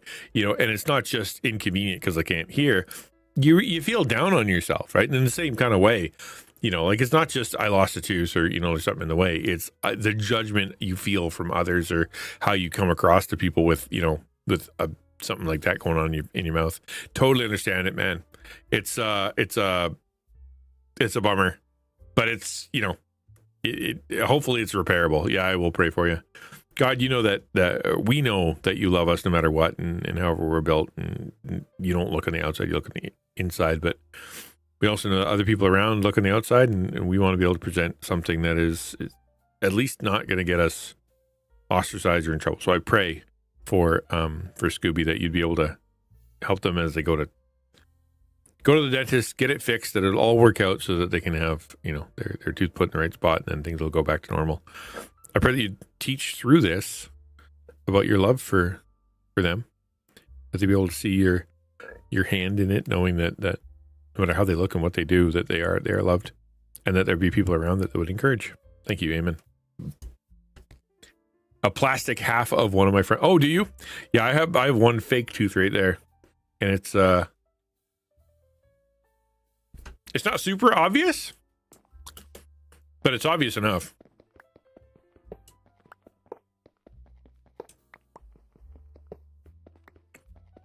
At least to me. And really, it's just us, right? Like, if you think about it, right, Scoob?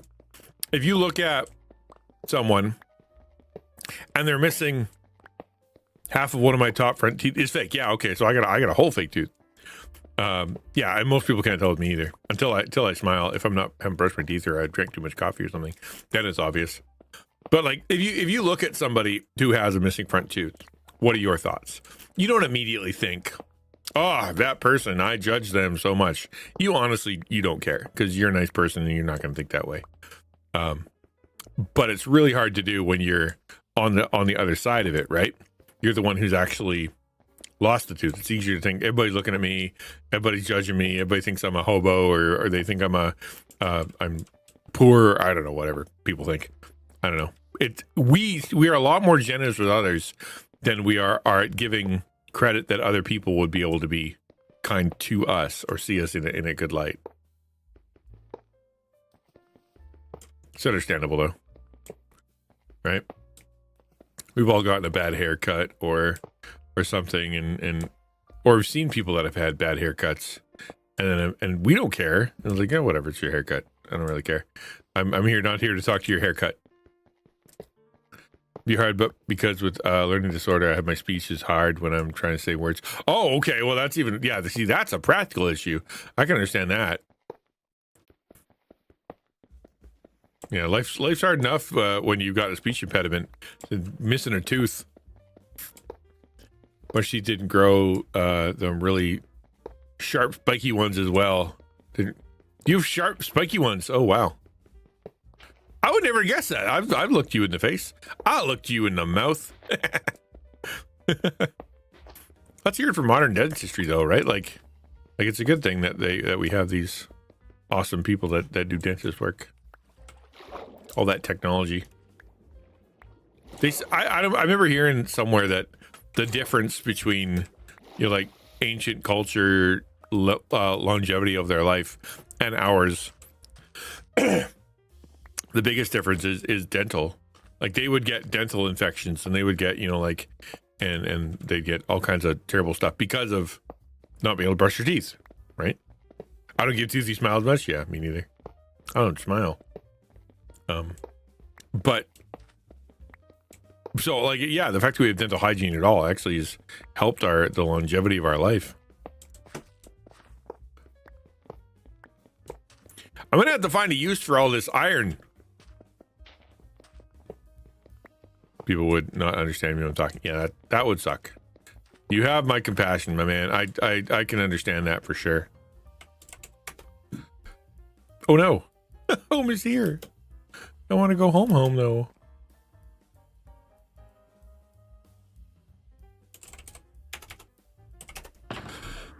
I need stone. That's andesite. I need stone.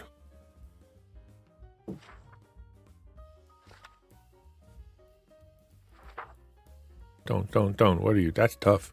Don't. Give me that many. And I can fill in some holes here.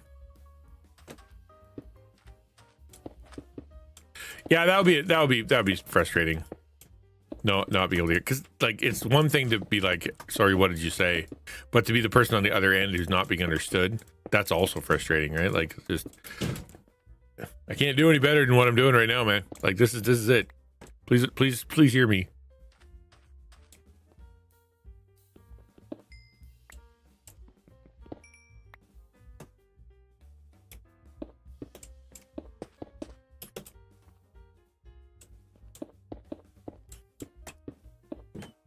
Okay. I think I think this is it. I think I did it. I'm gonna take this down just because I don't need it right now. I know exactly what I'm doing.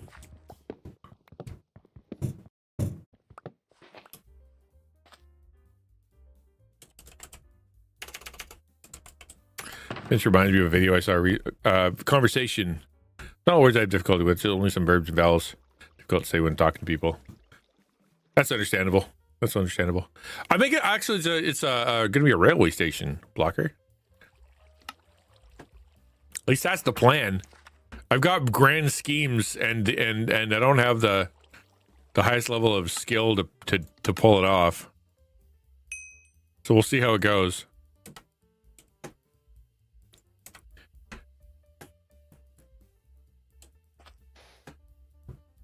Conversation reminds me of a video I saw recently. A company created a wearable keyboard that connects to your phone for TTS so that you can type beat at the speed of thought. Oh, wow. That'd be something. I don't know. I think pretty fast. I took all the sand and then I replaced all the sand. I used the sand to take the sand.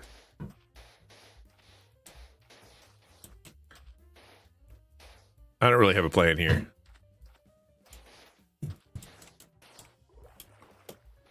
Although I am getting motion sick from looking down too much.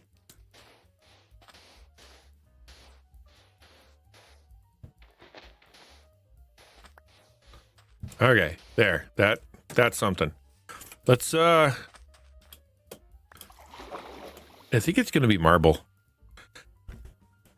It's much faster than how it currently is, so that's not limited to there.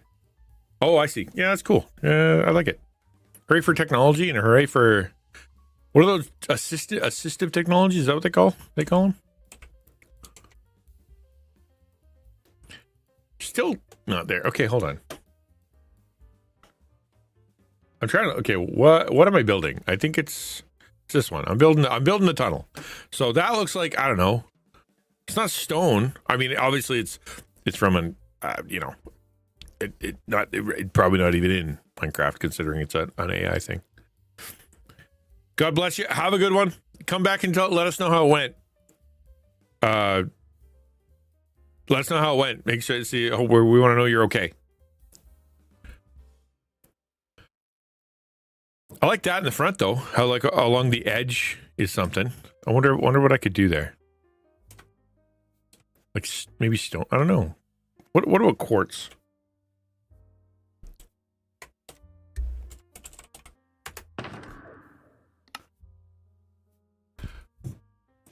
Okay.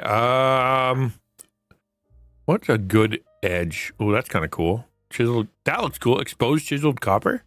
That kind of looks like a box, like a crate that you'd have on a train. We'll work on that later. That's a decorative thing. I just kind of want to know what to put along the side here. It looks like sand. Like at the edge of it was kind of stony. That tuft looked really good. Kind of like that. I'm gonna try to see what that looks like.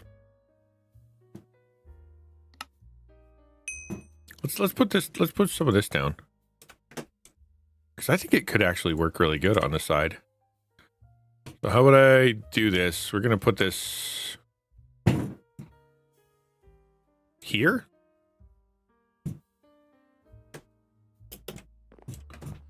Like if train comes down, that's gonna go in the front. So the tunnel. Oh, how big is the tunnel? That's another good question. Where's the picture? Do I keep closing it? Like, am I closing the picture? Like, I think I might be dumb. I think I might be dumb. I do. I keep closing it. That's like 1, 2, 3, 4, 5. It's like 7 across. Okay.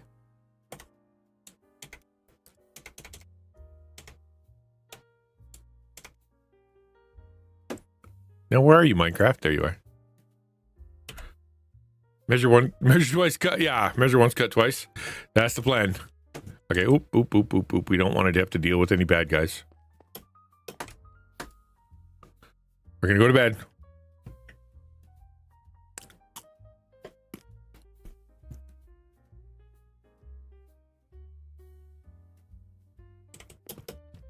So let's just dig sort of the outline of the tunnel here.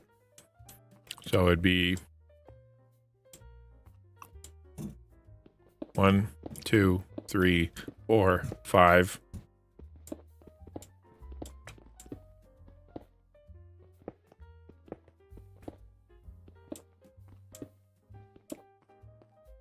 And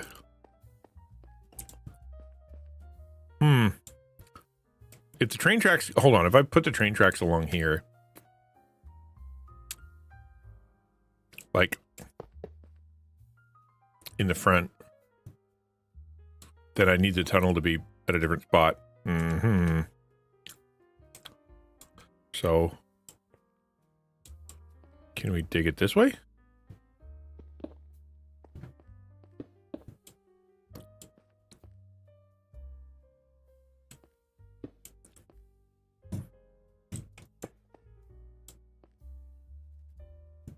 How do I just completely confused myself.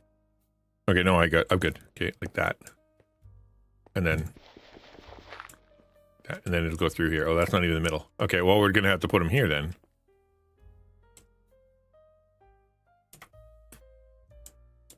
Boom. And then that can be tunnel. Yeah, nothing wrong with that. Put a little wood there. Yeah, we'll be fine. Cool. Now we do this and then that, and we'll put tough along the sides.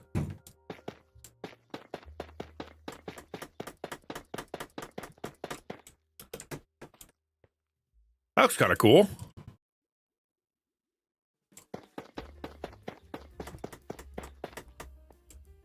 Cool. I like that.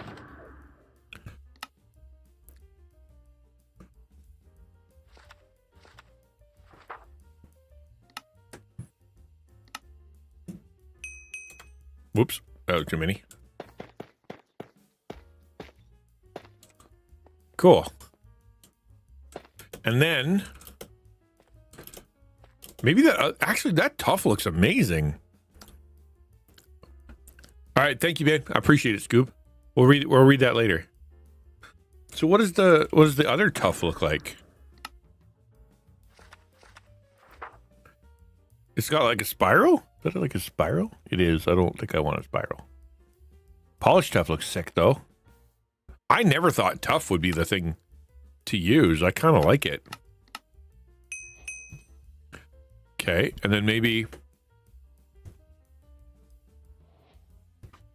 stone? What would go next to that to make it look kind of good?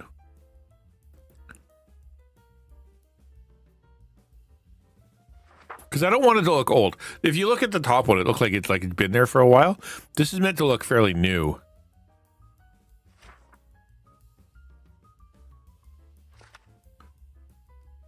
Basalt would maybe... No, that's kind of ugly. Andesite. I think andesite's going to be the way to go. Let's buy 32 of those and see what happens. All right. So, put andesite here and then polished tough here, and we'll see what that looks like as we alternate it. That's not bad.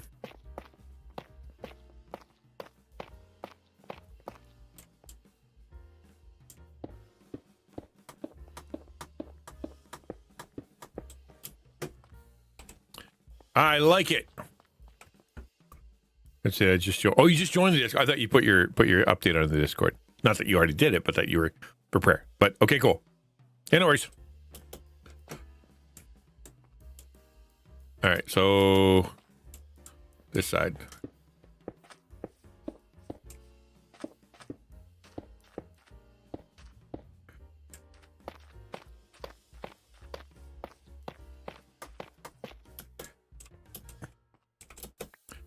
I like that. That looks good.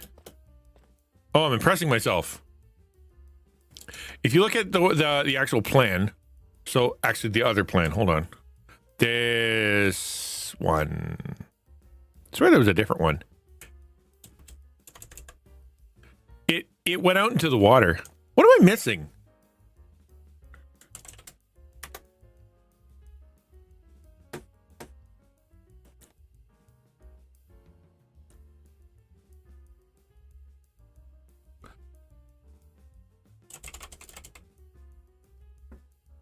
I swear I had a better plan. Cherry Blossom. Yeah, Cherry Blossom Station Design. Where was it? That was kind of cool, but that's not what I wanted. It was kind of like this, but it was sticking out. Yeah, maybe I'm thinking about that. There's because it was over the water, right? It was over the water, which I thought was really neat. Maybe it was on Gemini. I forget to type enter. Yes, we're running out of time, about 5 minutes. And if you have not entered for your chance to win the gift card, now is the time. We're going to be bringing this thing up real soon. Okay. No, that wasn't it. Alex sick, but not quite. No. That maybe it was that. Maybe that's what I'm thinking of, because I like that. The one in the sky, probably not the one I'm looking for. All right, let's download that one. But I also had some in Canva, so might have been that one too. Streamlab.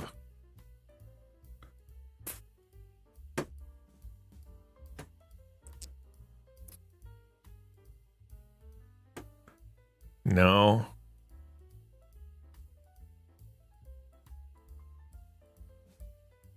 Maybe I just made it up in my own brain. Maybe I just hallucinated it. That's possible. I do things like that.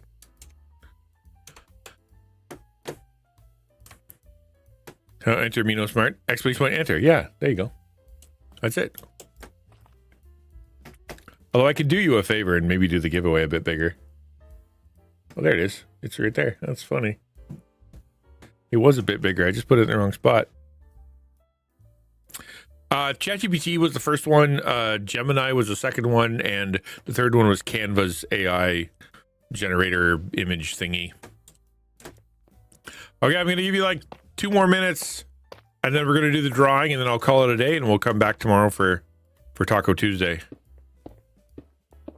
So if you know anybody or you're ready to enter, let me know. If you like coffee, they got really good coffee. Let me tell you what.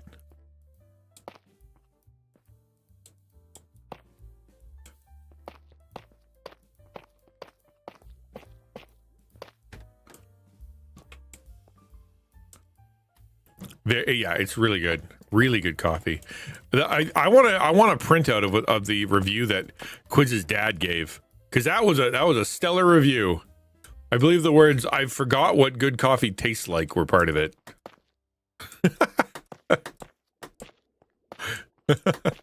which is a pretty solid review. Online, yeah. Well, I mean, you can buy it. You can buy it online. It's a real coffee company. Like they're only 2 guys.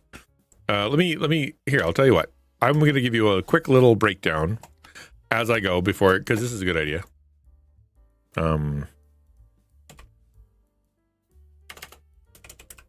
So Dragon Rose Coffee, right? Oh, much zoomed. I'm not zoomed.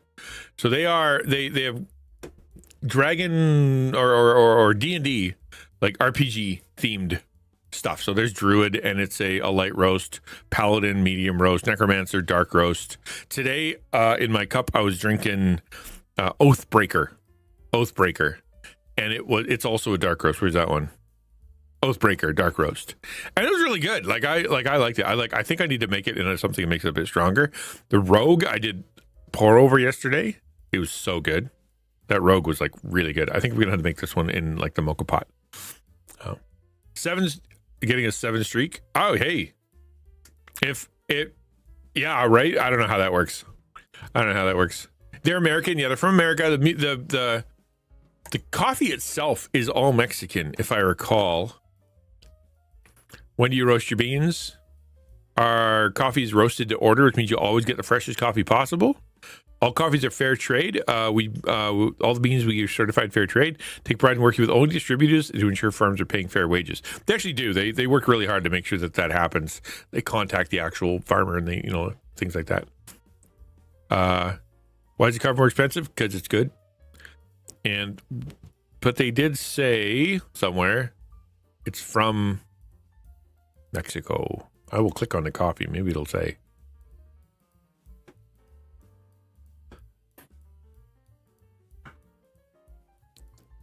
I'm pretty sure it's Mexican. Anyway, it's good coffee. It's good stuff. I will be getting you'll be getting a $15. Our coffee is source based. Oh, based on each character class? So either not all the same location? Okay, cool. Because I'm looking for where it came from. Oh, Ethiopia. I just can't read. This one comes from Ethiopia. All right, cool. There we go. This one comes from Peru. Peruvian. There you go. No one. I asked you. Selfang actually is. He's one of the two guys, and I said, "So have you guys visited the farms?" And he's like, "No," which explains why. If they're all from different like countries, Sumatra. Okay, yeah, there you go. Far out. Where was the one that I liked yesterday? Rogue was really good. That's why, because I read it. It said it's from Mexico. So all right, there you go. See, I'm not a liar. I'm just dumb. Different. They're different.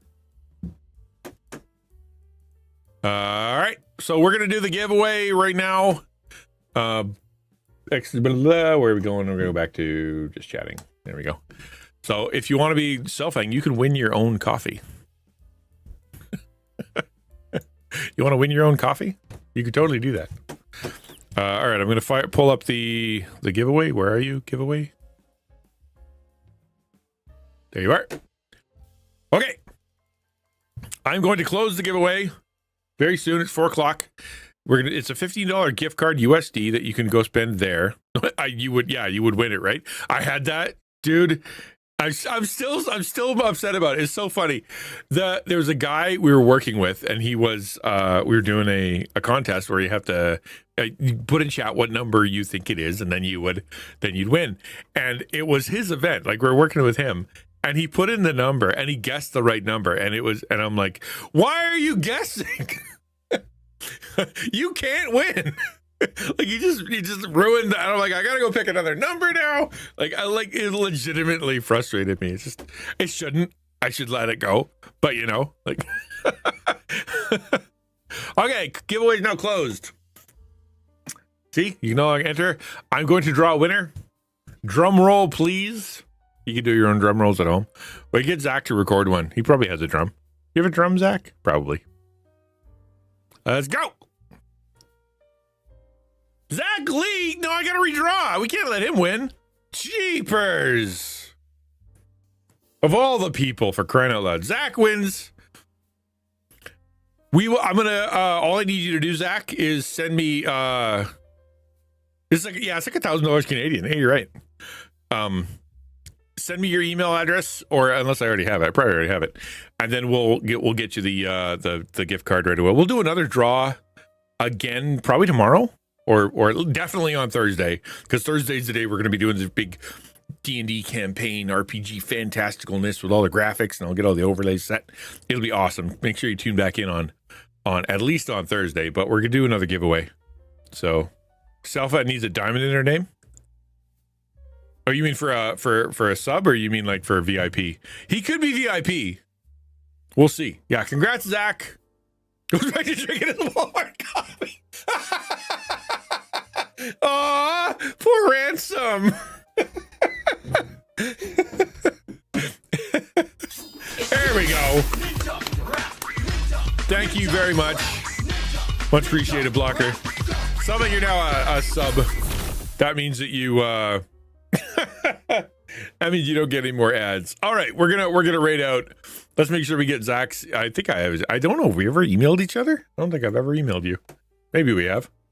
We're gonna rate out. We're gonna head over. Make sure you come back tomorrow for Taco Tuesday. Taco Tuesday is when we talk about content creator stuff. If you want to do that, please bring up whatever you want to talk about, and we can talk about it. I'll try to find a subject of some kind to bring up. But at the very least, we'll do that. Quiz is on, so we're going to go raid Quiz, because Quiz is the absolute legend that he is. Copy paste that wonderful pile of icons there. So if you're a sub, if you're not a sub, you got to get the lamer ones. But other than that, let's take off. You guys can come over. Thank you for being here for the Selfig. Did I say your name right? Yeah, Selfang. Sorry, Selfang. Thank you for being here, man. I appreciate it. It ain't half awful. That's the review you want. How's the coffee? Not awful. Oh, halfway to awful, but not quite there. All right, dudes. See you tomorrow.